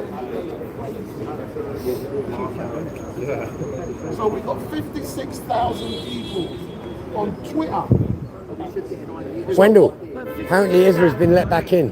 Huh? Ezra had a word with the judge and he's allowed him back in with the journalist. Yeah, people So are we've been extremely told that angry. Ezra is backing. So Ezra is backing. And when Ezra comes out the court, I will engage with him because I personally witnessed myself what happened. So I'm now seeing live and direct on Twitter. I don't look too rough for nearly 54. 56,000 people. I'm 60, black no crack. Big up. So I'm now going to do something very special. I'm going to pull out my mobile phone. And I know you watch this phone. Today I've done it. And people from Australia, Canada, all over the world. It's foregone conclusion, mate. They got them out. They got to fucking throw this out. Got to throw it out. So I'm now going to give you guys my mobile phone number again. Unless they want the fucking civil unrest to kick off. Yeah. Well, this is why all the old buildings. Yeah. Look at me. This is where Hammer's got it from. This is why. It's worrying. You little phone-ins. No. Live and direct. I didn't. Do you know what, Roy? Listen to this. I went down Brick Lane one day. Yeah, just mooching around. I was walking around there for the daytime. Where was he that night? Oh, he's getting a fucking. He's up and down Brick Lane, isn't he? Assault beef bagels. If I was following you or him, I'd say, honestly, I would say. Come on, the Hammers. Big up the Hammers. I'll tell you what, though, Roy, fucking shit the live out me going down. Oh, I watched it. That was brilliant. As soon as he jumped on me, and I heard his voice going, you bastard. I'm glad you made it into a short. Fuck you. He told me about it. It was funny him telling me, but watching it was funnier. You know, he's very lucky lampposts weren't above him. and he's only that tall. Because I swear to God, he jumped that high, he'd have bumped his head on top of a lamppost. If he was next to a lamppost, that would have been it. He would have had concussion. Oh shit. There's nothing like a good scare for the old adrenaline, innit? It makes you feel good. Gives you a bit of energy, mate. Got the endorphins. Fucking hell. That was funny though, that was hilarious. You made me more aware, you know what I mean? Look at me surrounded. You got to have eyes in the back of your head, man, in this game, I'll tell you that. Always. All good, brother. Thank you, Louis. Big up, Louis. That was a really... That's why I've got Louis last. Yeah, so I thought, right, once I get Luke, because this is what he does. Yeah. You know, this is exactly what he does. He knows how to talk to the camera. Right. He knows exactly what he's doing, man. Standing in the perfect spot. Yeah, he was. Yes.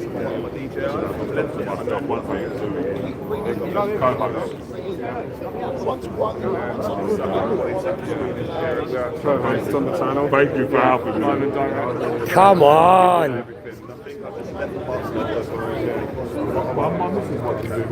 It's beautiful how this little community that we've brought together, man, over the last couple of years. It's just been absolutely fucking amazing, yeah. I'm so proud of all these guys that have kind of all come together, got each other's backs when we're out there. You know, everyone's looking out for each other, and that gives you the confidence and the courage to do what we do. I know this is a little bit boring to everyone. You know, it's not the most exciting of events, but we do get involved in some really fucking, you know, harrowing fucking situations. You know, getting in the thick of it, but but never really sick of it, which is you know, it takes a lot of courage to fucking do, believe me. And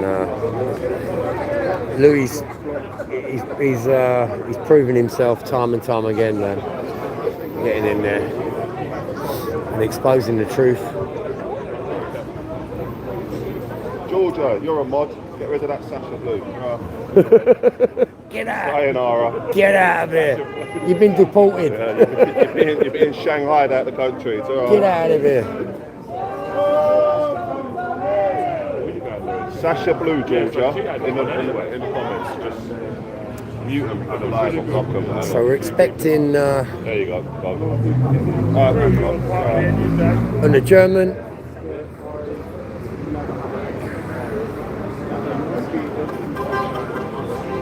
it's going to be a break time, He's we'll on see. trial, so he's not charged. I think today's the guilty verdict, non-guilty or guilty verdict.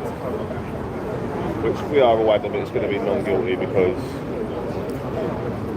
try and charge him for not giving over the phone pin is a bit stupid, I think.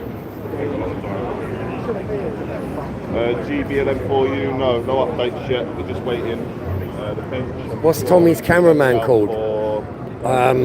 We Are the Media. It's every camera person that's here I don't know. is here Try and see what normally comes out of for this door. Tommy. So we're gonna. Hopefully, it's just a lunch break.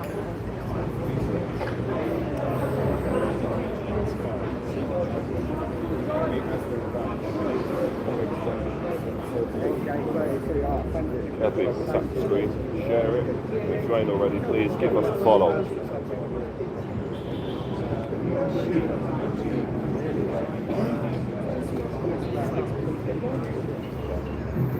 But that's the next microphone I'm buying. That's a Rode mic.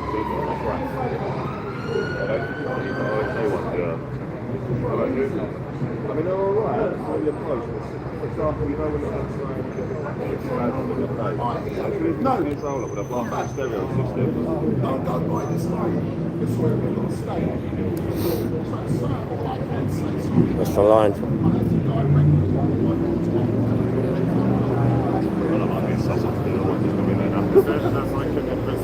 I know. You see the line, people? Don't cross it. Which one? That one, that one, that one, that one, that one, that one, that one, that one, that one, that one, that one, that one, that one, that one. 650,000 approximately a pro-Palestine demo. Yeah, what they're trying to say, 3-4 times the numbers of the UTK march. You lot must be smoking some magical stuff. Magical mushrooms in their house. Oh, people keep tapping that screen. Let's get the likes up. Let's get them up for your boy, for the cripple, for my strong hands. Oh, reflections. Hi, was this from a go? Maureen, what does that mean?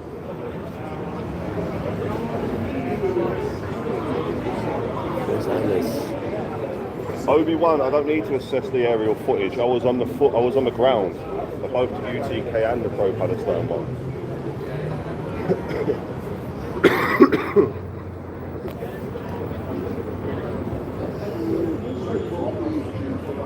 Well, then you get to go and see them as quickly. Sorry, mate. Sorry. Can I just get in there? It's this side he's coming out, that's what he normally comes out in the security area anyway. Yeah. They're nodding them, so he's going to come out very shortly. Right, okay. Cool. Yep. From how I gauged it yesterday, security's just come to the door. Oh, I love you too, son. I love all my friends. It's a crumpet fucking Wendell show. Oh, Louis don't know when they're doing it. Keep raising them. They're your colours. Raise them. Them colours do not run. Right, here we go. Do that. Okay. Tommy's on his way. Looks like it's happening, people. Boy, watch the main street as well, because they'll come and fucking rush you, you know what I mean? Nah, they won't. They get a fucking elbow, mate, in the chin, mate. I'll tell They you. try and fucking push in, that's what they Yeah, do. just elbow them. Yesterday, Yeah. Tommy from the BBC. Oh yeah, I saw that. That was beautiful, man. They won't fuck with me, man. They know they'll get a fucking elbow, mate. Sick of it. Security's getting ready. Hi, Damien. I'll give you a message when I get home. Right, Birdie. If you look on YouTube on Danny, Yeah. I'm live on a. I want to be discovering because I witnessed something Right, here we go, ladies and gentlemen. Tommy Robinson is and due I want to know people coming down why now. that type of behaviour wasn't. No, that's not Tommy. We also want to know Tommy Robinson is due to come out of court since the minute campaign now. started around 11 o'clock, but we're meant to. Samaria, big up, fella. Hopefully that's going to happen, but you know, it's the way they've treated him over the last 15 years. You can't tell. it's So this is the direct. we just don't know. We just don't know. No one's going to guess it. And I hope it's but the case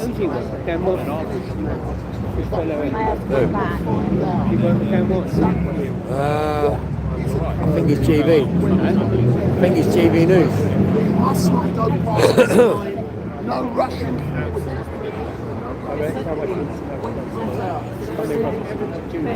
So he's on his way out now. Hold the line, Britannia, hold the line. So All behave yourself. Let's be calm and very British about these things, okay? I love the show up over there. hey, listen, man, this ain't the Crumpet show, you know.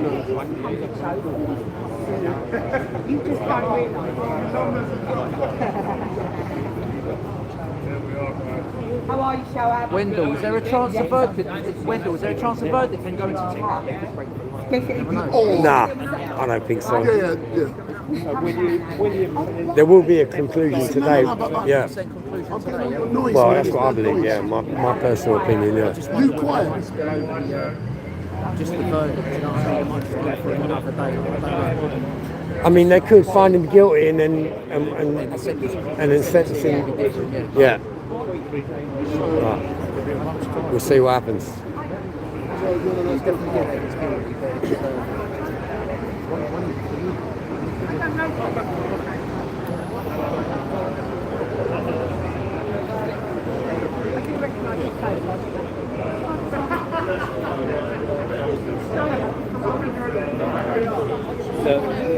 But when Tommy comes out, I'm going to say, if you move over, because there's things I need to do. This is the direct side. No, I'm just going to have a look first. Nothing personal. When the party comes out, yeah, Wendell's line is They're now being told. Yeah, So we've got to stay. Right, we're holding the line back here. We're holding the stay line. back. Hold the line. a little bit further back, but into next space. That's not us, actually. That's the court people kicking the That's fine. Yeah, it was. No idea. Got through the door. Yeah, cool. Thank you. Come back tomorrow. Get out my camera, man.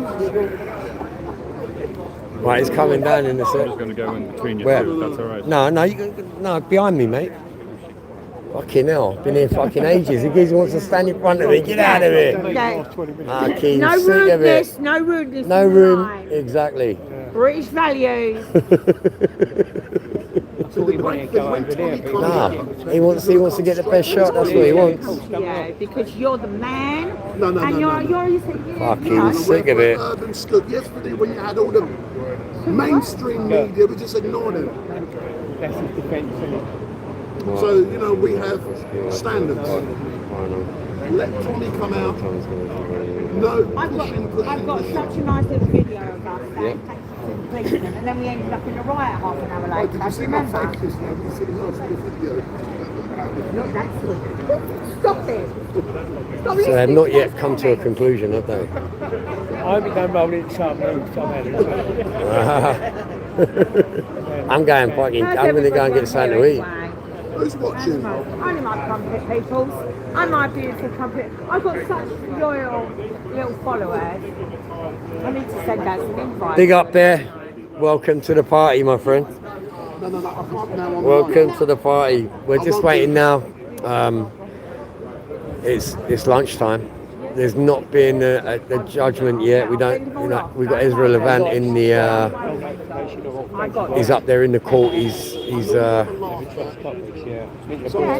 letting us know what's going on. But I think they're going to adjourn for lunch, to be honest, because he hasn't said anything about the verdict as yet. So bear with us, Bear. I don't know whether we're going to get verdict. We're going to find out very, very shortly, Lady Jane. Oh, hang on, we're losing connection. What's happening here? Do your voice. Yeah. Look, do this. What? You know the airplane, mate, turn it on and turn it off. It normally resets it. Okay. Testing 1, 2, 3, 4, 5. Yeah, go on then. Push it up. Oh, look, I need power, mate. I don't know if the microphone level is being turned up on this because it's very loud. Shit. See, that's the great thing. got to leave. I'll get Monitor for sound, it. you can hear what's happening. Thank you. Any guys, like, share, subscribe, you know the code. Is we as the media, we are we're here to support Tommy. We're drawing a line so he can come out easily to everyone. Yesterday there was a There we go, we've got some power. Ezra, police who are in charge of the interrogating Tommy had very little experience with the Terrorism Act. One was around 18 months, the other was just a matter of weeks. Well, there you go. And we found that out from Tommy yesterday, didn't we? She was in the public gallery. So if you come. Oh, cheers. There you go, fella. So you've been in the public gallery, yeah? What has unfolded was you were up? If you look at the camera, what has been unfolded? Well, at the moment, the defence is doing all his summing up. At the moment, it's very difficult to hear in there. It's very quiet, so we can hardly hear anything at the moment. But he's just literally going over what's already been said. And the judge at the moment is just sitting listening, and I assume he's going to come out because very later. But I got no train, so that's why I had to leave. So are you saying that at this moment in time, where we are in the proceedings, is that summing up is taking place, and very soon the case may be adjourned for lunch, or where are we? My understanding of it is that at the moment we're listening to Tommy's defence, running over what we've already heard, what we've already listened to, and going over what he thinks is basically, I think, what he thinks should happen. The pertinent points. Yes, and also I think they'll adjourn, and then I reckon the judge will give his verdict after lunch. But that's my understanding of it. Yeah. All right then, but thank you. So they're basically summing up at the moment. They're summing up. So, so you're rushing off because you have to go somewhere. And where's home? Beautiful Wales. Oh, Devon, you're Devon. Beautiful Devon. Go and have a scone for me, girl. Because I go to Wales and I help Voice of Wales and we talk on the phone. I love Steph. I love Steph. Dan and Stan. Stan and Dan are the man. Yeah. So I'm here. I'm still couldn't do it today because she's working and I've got to now get a train and I wasn't allowed to report in the court. So did you? I came upstairs, as you recall, and I just went upstairs to use the little boys' room. And just as I went upstairs, Ezra was being dragged out by a court official. Yes or no? What for? Oh. Hopefully this verdict goes away. By the judge, and then when he went in to sit down, he was then told by the clerk that he couldn't, he had to do his reporting in the public gallery. So he was then escorted out and told he had to sit with us. Let's and I'm choosing my words exactly as I saw. Was he escorted out or dragged out? He was escorted out. No, I'm going to contradict that. Okay. I saw him being dragged out. I didn't see him being dragged out, but to be honest, where I was positioned, I was in the corner anyway. I just saw them doing this and escorting him out. But I'm sure Ezra will give you his full account when he comes out. No, I was there and I saw but it. it was completely wrong what they did. Our understanding again was that he was going to be allowed to sit there. There was one seat there with the press, but as we know, the BBC was the one who decided they didn't want to win yesterday. I'm gathering that's what they've done. So the BBC yet again. Yeah. So we need to tackle the BBC. So done with the BBC. Fuck the BBC. It's embarrassing. Bugger Boys Club. It's embarrassing. I used to tell people I worked. Huh? The BBC was, we were so proud once. You know what? It was just a nightmare. Oh well. Well done. BBC were... Not bothered, mate. You know, no, it's just sickening. We're in Repulse. Right, so where are we here now? We are at... Well, 15 minutes. Ezra Reichelt says the issue of unlawful discrimination should be at the forefront of the court's mind. Absolutely. all we've heard about in Tommy's political beliefs, nothing about any links to terrorism. Well, there are no links to terrorism. The whole thing was a farce from the beginning. With my brother. Defence is currently summing up their case, and then the case will be adjourned. Thank you for that, Jane. And then eventually, but what we will do, we will wait until Love you, girl. Exits themselves, and then. But I'm going to hold this for a minute.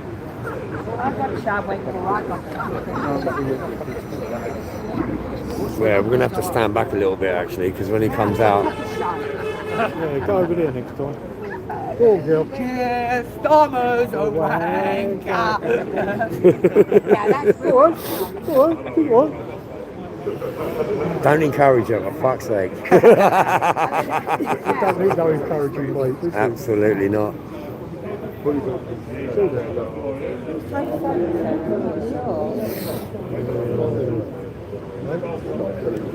Oh yeah, we've got. So, as far as we know, the summing up is happening now, and there should be a first. Anything? Any latest? The cops just arrested him because of his criticism of Islam. We appreciate Ezra's treatment. Well, what's going on? And then I will come back when we're doing another live. What's the matter, my darling? No, come on.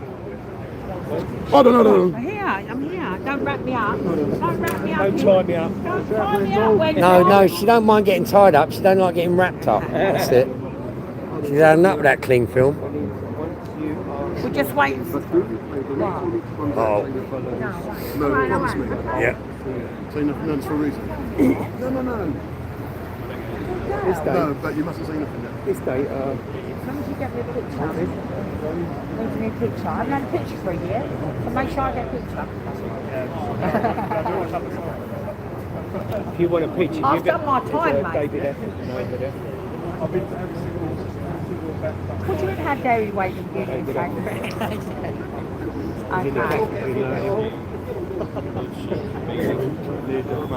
Okay. So we're currently, like I said, my name is Wendell Daniel from Urban Scoop, and we're coming to you live and direct from outside of Westminster Magistrates Court, which when we are currently awaiting Tommy to exit. We don't know if it's going to be a lunch break or the court is adjourned. Let's wait and see when Tommy exits exactly where we are in regards to Share this out, share.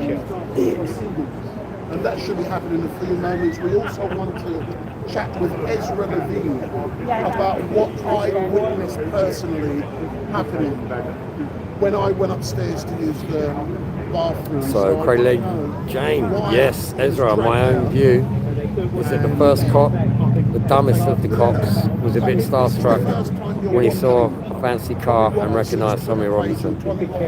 He knew the government hated Tommy and thought, well, I'd rather arrest him, and a decision was made in 34 seconds. There are many citizens, journalists, make sure you It was a knee-jerk reaction, that's what it was, Jane. An absolute knee-jerk. Make sure you subscribe to my little raise the colours. citizens journalists, because they're down here doing a very important role, and we've got a man down here. He has stopped. He's an absolute warrior. Stopped with Flag the man's flag. got arms like But what's Popeye. really great. Oh yeah, he will have after today.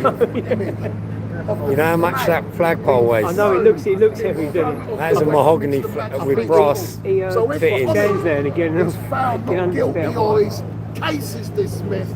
What a beautiful sign that will be. That will flash around the world, demonstrating how great the criminal justice system is that in this country. No. But the opposite to that is, if Tommy is found guilty, all right, cool, my sign. So, just letting you know. So let's wait and see. We're looking upstairs. Senior cop failed to use his review function to any degree. And Tommy's detention was unlawful. There you go, ladies and gentlemen. So let's Who said that? Williams. Ezra. It's a beautiful Big up, flag. Ezra. Worth a lot of money though, these old flags now. That's priceless, that flag. Priceless. Appreciate you doing. James Clark, I was going to say, what's He's got it. Maybe he used to play a lot of swing ball when he was younger. We all loved a bit of swing ball, didn't we?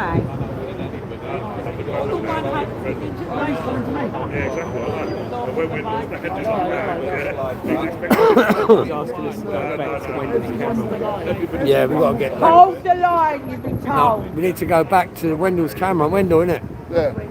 Hold the line. Look back a little. Yeah, we'll all get a little bit. Hey, do you know something? I'm feeling good now, man. Hey. Everyone is waiting. See, this is the power of Urban Scoop. Wendell's the boss. No. This is the power of Urban Scoop. We're saying to people, please be kind Right, enough. looks like we've got people coming out, Wendell. Give Tommy the space so that when Tommy comes out, he's got space to breathe. He can then come up to all of the citizens, journalists, and give, and even, which media house are you from, sir? Or, sir, which media house are you from? What's that? No, Are you scared to say? Are you afraid? Don't be scared. He's shy. We're really. Oh, look, he's shy. So we're being respectful. We're saying everyone is getting a piece of the cake. Oh, hang on a minute. What's going on here? Hold the line. No, we are the media, mate. We are the media. You're the mainstream. Are you Channel 4? Is that Channel 4? I could move after. He's asking us to go back to the line though, apparently. The security's going to push us back. Can you step back a bit, please? Let me know if the connection's Can you step back a bit? Otherwise, And then we can all go back. Fucking sick of it.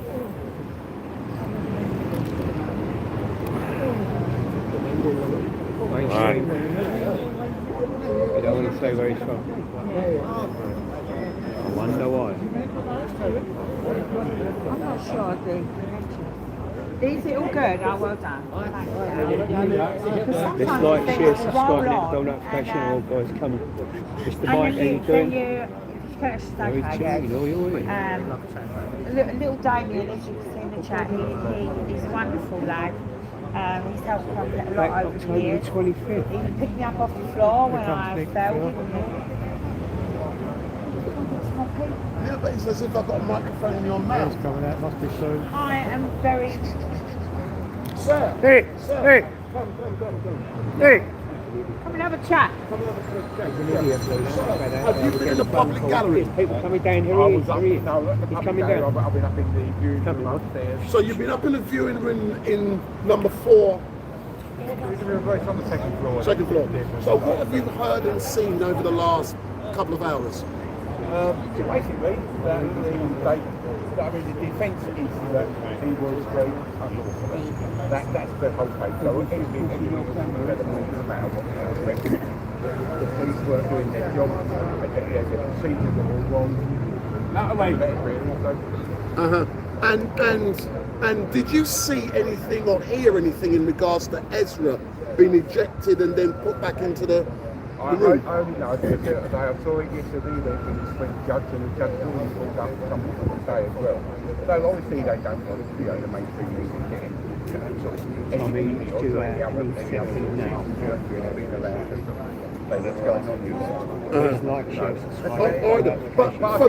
But from your point of view, has it been an experience for you to be here, to actually witness history in the making, and you're actually part of that because you're there? Wow, Williamson.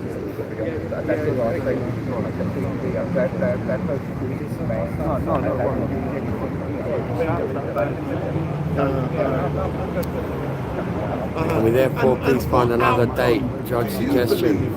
It's back on October the 25th, so are we getting an adjournment here today? Or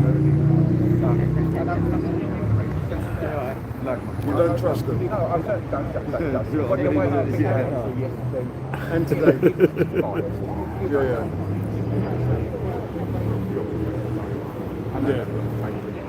Yeah. All right then, but thank you very much. But it's very important for people who are in the courtroom, in the public gallery, and upstairs in the overflow room to give their perception of what they're hearing and seeing and understanding.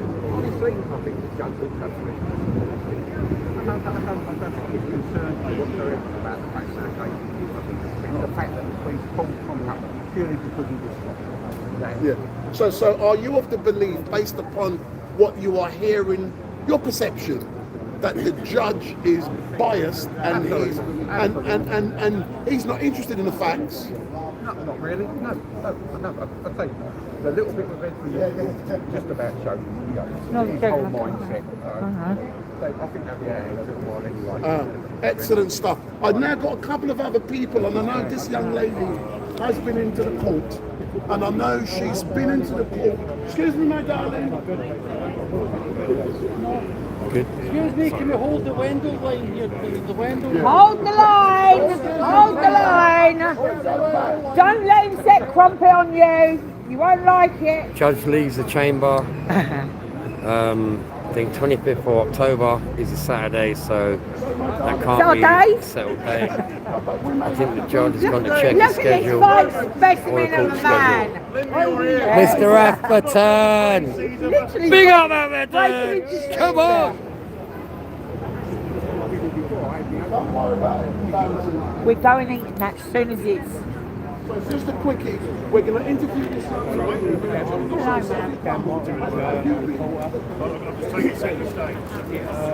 so you've just come in. I was going to tell you what. Keeps telling me off. Your dongle. Oh, sorry. Keeps My dongle.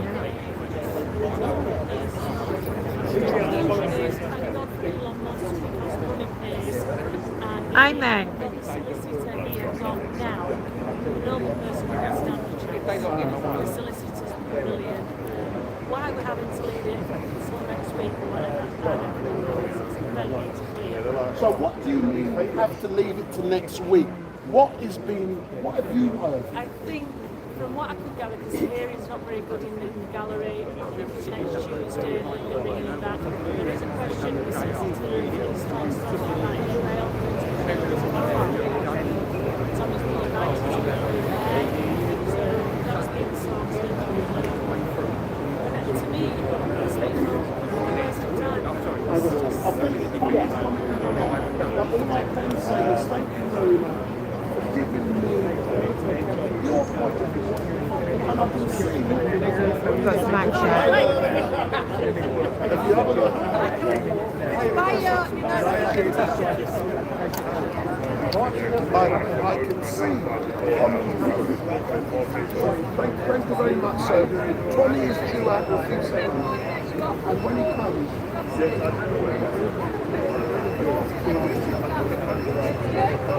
so all we Right, Tom's on his way. I'm ready. I'm always ready. Get ready, wait, no. When he's going to go down.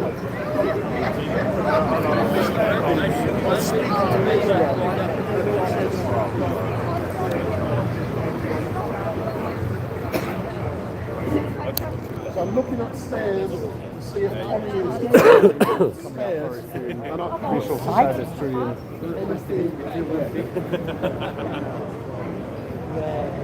I'm the most uncloudy person going. I don't care what as long as I wake up somebody, I feel like I've done it. Thank you for being on stream earlier. Appreciate it. Okay, you like. I'm very fussy all window. Jeff, big up Jeff. Quick. So Jeff, if you can give me your analysis of what you see. What have I just seen and heard? Well, I thought the defence barrister did a stonkingly good job, but a stonkingly good case, and if I'd been the judge, I think I'd have just rejected. But we are now waiting until the 4th of November for the court case for the verdict to come out, yes. And Tommy's allowed to go to Israel on his trip because it's state-sponsored, but he has to be back for that particular time. But yeah, it's it's a pity really that we're going this far. I just, I thought the case put by the defence was fantastic. The prosecution, as far as I could see, weren't really putting that good a case forward. In fact, they couldn't back up half of what they said, it seemed to me. That's just my layman's view, though. So no. Before you go, so the case has been adjourned until the 4th of November. So there will be a verdict on the 4th of November. We know that Tommy is going abroad on a state visit, I believe, tomorrow. But what I want to ask you, but I'm keeping an eye on what's going on behind me.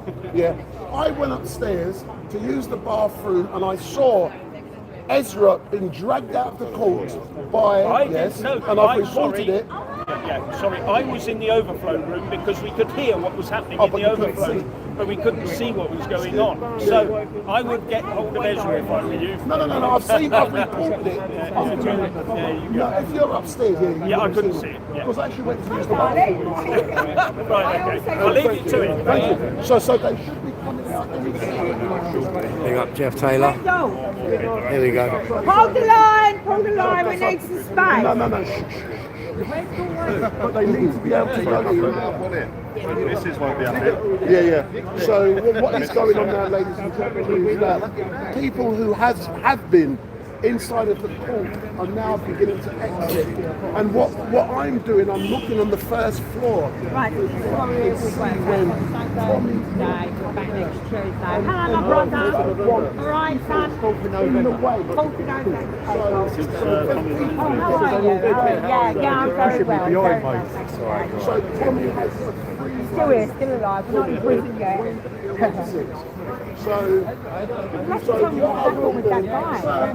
When we were at the Jewish part, and he attacked you, didn't he? excellent stuff. Sorry for being so direct. When I say Tommy, I mean, so what's your assessment of what's gone on in the I had it on video. And I've complained to the police, they've rejected it. I'm now going to the independent commission. Just made some notes about what the prosecution of the barrister said. She actually admitted that she called it departure from ideal in terms of the arrest. It's kind of like admitting on the whole basis that his detention was unlawful. And then she said, well, what were the reasons? What were the reasons gives him for detaining under conventional terms? She said, again, he was driving a high-value car, which is not his own. He'd not bought his ticket in advance. He was evasive when questioned. And this is the additional one that she added, which had not been presented as evidence. This is notoriety for associating with far-right activists. Can I just stop you in a moment? Ezra's coming, and then I'll come back to you. So Ezra, come. So I'm just going to speak for a reason. You'll understand the reason. Oh, here's Ezra. And I want to ask you a few questions. You don't have to answer the questions. I'll do my best. I went upstairs earlier on to go to the toilet, and when I came out, I saw you being pulled out of court by a court official. Yeah, can you tell me that what I see, was that correct? Yeah, it was astonishing this morning, or a little earlier today. The judge reviewed my credentials with the Independent Press Gallery and pronounced those credentials were sufficient for me to act as a journalist in the UK. That they were similar to UK credentials. The judge told me that I should be a little less spicy when talking about officers of the court, and I told them I would agree. So I sat down in the court next to the other accredited journalists, and that was helpful to me because it was much easier to hear the proceedings. But then when the judge was not in the room, one of the clerks said, "You got to get out of here. You're not allowed to sit in these empty chairs." It's not like it was overfull or anything. And I said, "Did the BBC complain again?" And one of the clerks said something like, all the press did. I have trouble believing that, although it is plausible. And I said, no, I want to hear from the judge. It was the judge who granted me my credentials, and I don't know who you are. And did the judge hear this? And they said no. Like they admitted that the judge was not behind this. And I said, well, I want to hear the judge.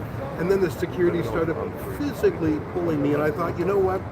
I don't need to be ejected from this court over where I'm sitting. But it shows how entrenched the snobbery, the elitism, the discrimination is, you know, I'm from Canada, we don't really have the class system, but you had these prestige journalists on the inside and citizen journalists on the outside. And even when one of the citizen journalists gets credentialed, the mean girls gang up and push you out. And it was so gross that the BBC snitched in the first place that I was saying some pointed things in my tweets. Imagine being a government journalist and you call some government hotline to get your rival, I don't know, I mean, in the past the BBC actually complained to the police about me. I thought that was very illuminating, and it shows the larger problem. Tommy is being treated as an enemy of the state. Anyway, I'm looking forward to hearing what he has to say. As you probably heard, they're not releasing the judgment today. That won't be for about 2.5 weeks, 3 weeks. And I was shocked. I don't know if you remember seeing me. I actually went upstairs to use the bathroom. And I could not believe you were being yanked out. And you asked him, what is your name? I want your name. You know what I like asking people their names? Because it personalizes it. It's Tommy now. So bring the camera forward. I don't want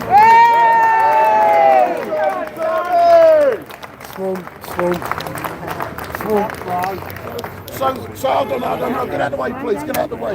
So Tommy, what was inspired upstairs? Hold on, make sure we got, we're on. Verdict is the 4th of November, so back to court.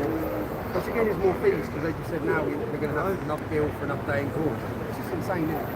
Another bill for another day in court. We heard all the evidence, there was no evidence, So they arrested me under terrorism legislation, which is where they're meant to find out from the terrorists.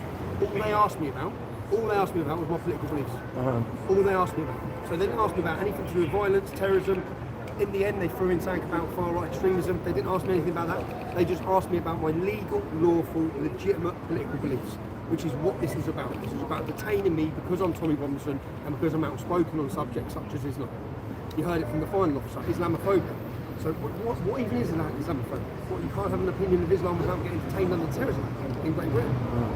But that's it. So I'm 4th of November, which is a good thing because it means I get to go on a state visit to Israel tomorrow to form friendships and allegiances with a government that actually understands Islamic jihad and doesn't just understand a government that will stand in the face and fight them rather than bow and pander to them. Because unfortunately this government bows and panders to Islamic jihad. They have they've lost, they've surrendered already. Surrendered, recognised a terrorist state. So yeah, I'm happy because I thought they may try and lock me up today to prevent that. But yeah, I'm off tomorrow, and then I'm back in court now on 4th of November for my verdict. And my final point, I went upstairs earlier on to use the toilet. I then went into court 1. When I arrived, I saw this young gentleman being dragged out. They dragged him out. I was sitting in there, and so the judge had said, Ezra, after fighting, recognised, because he had to recognise that he's a legitimate journalist, he's come from Canada. Then when the judge went out the back room, the staff come in and said to Ezra, you need to get out of here. And he said, well, the judge, I heard you saying, well, the judge just said I can stay here. No, you need to leave. Then they put security in to forcefully eject. And I was there. Oh, you saw it? Yeah. I was there. Okay, I was sitting in the dock, forcefully ejected from court. Man. And as I said, there's a war against citizen journalism being fought by the state. It was shocking to me. I mean, the judge gave me the green light, and then the staff wouldn't have it. But then they done it when the judge was out the back. So we don't know if the judge was on side or not. Yeah, we don't know. You're right. Very strange. So the judge may have gone out the back and forcibly had you. We don't know. And that's only 1% of what you face here all the time. Not even 1% of the deep state, if you can call it that. They don't want any challenger. You're a challenger to it. I'm a challenger in smaller ways. They don't want anyone telling the other side. What's insane has been their reward in this case. So let's see what happens on the 4th of November. And then we can dissect. If we win this case, which I hope we do, we can then dissect the absolute embarrassment of journalism from the entire row of mainstream journalists, as well as all the ones on lockdown. None of them reported any of the unlawful activities of police officers, which have been proven as unlawful. You know, the judge asked me to go easy on the cops and the prosecutors. That's what he asked me to. But I was going to say he didn't ask anyone to go easy on you. It's sort of normal that you defend Tommy in your mainstream coverage. Didn't pick up on any of the lies they told me, the way they twisted stories. But yeah, I'm grateful for everyone who supported me. Grateful for Elon Musk for giving me the opportunity to have my King's Counsel in there. So Carson Kane was his firm, and the King's Counsel, Alistair Williamson, was unbelievable. He absolutely tore those 3 police officers in their arse. That's what we like. And will you be having dinner with the BBC journalists? I'm finding them. Once I'm cleared on the 4th of November. Excellent, Tommy. As normal, thank you very much. Thank you. Well done, Tommy. Well done,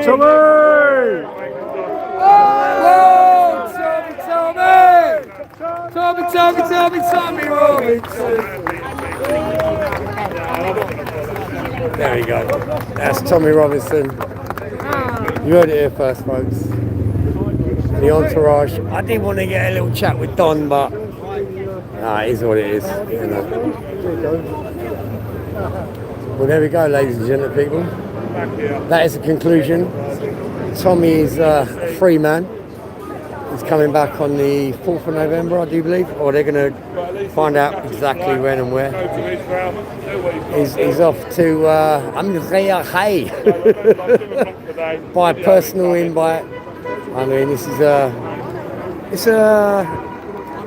it's a good moment. I mean, nobody knew what the outcome was going to be.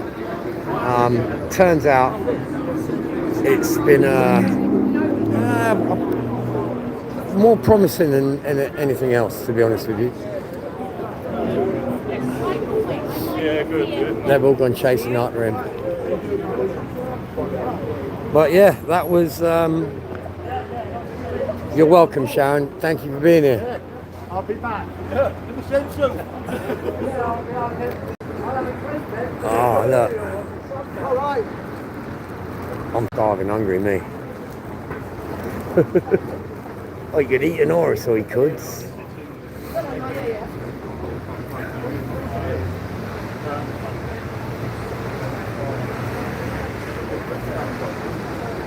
I'll catch up with Louis in a bit. But I need to sit down and relax. That's what I need.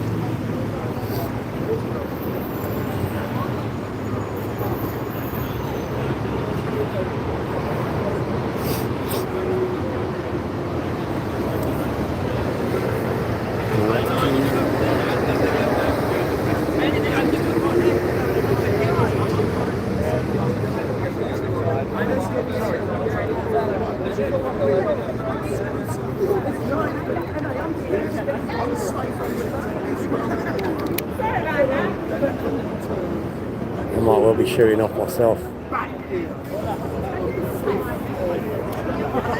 Yeah, thanks everyone for coming in. Everyone that came in and watched it. It wasn't the most exciting, but you know, it is what it is. The case continues, and we'll see where it all ends up.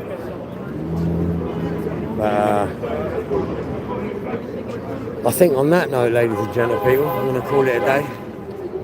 Well, Jump over to Stapes bacon sandwich. There's a Turkish cafe around the corner, Stapes. Bacon and egg sandwich to die for, but it costs 12 quid. 12 fucking quid. Get 2 packets of bacon and a load of bread for that. Think of it. But it's worth it, you know. I mean, you get what you pay for, don't you? You get what you pay for. Anyway, God bless everyone. God bless Jojo, Lynn, Sharon. Everyone is coming. Everyone who's had the patience to stand or watch. And what's that? Wait, what'd you say? What'd you say? I think you heard that. What? I should be ashamed of myself. If that's what you think, I said. Or what? Just forget it. What do you say? If that's what you think, Ginger beards up our streets. You assaulted me verbally. So I just wanted to out him, you know. Fucking idiot. What an absolute spaz. Did you hear that? Fucking hell. This is why we got to get ginger beards up our streets. Fucking sick of it. I should be ashamed of myself. Who the fuck does he think he's talking to? I'm glad I got that bit in at the end anyway. So anyway, I'm going to call it a day, ladies and gentlemen, people. God bless you all. And I'll see you on the next one. Even especially as the prosecuting barrister essentially admitted to that.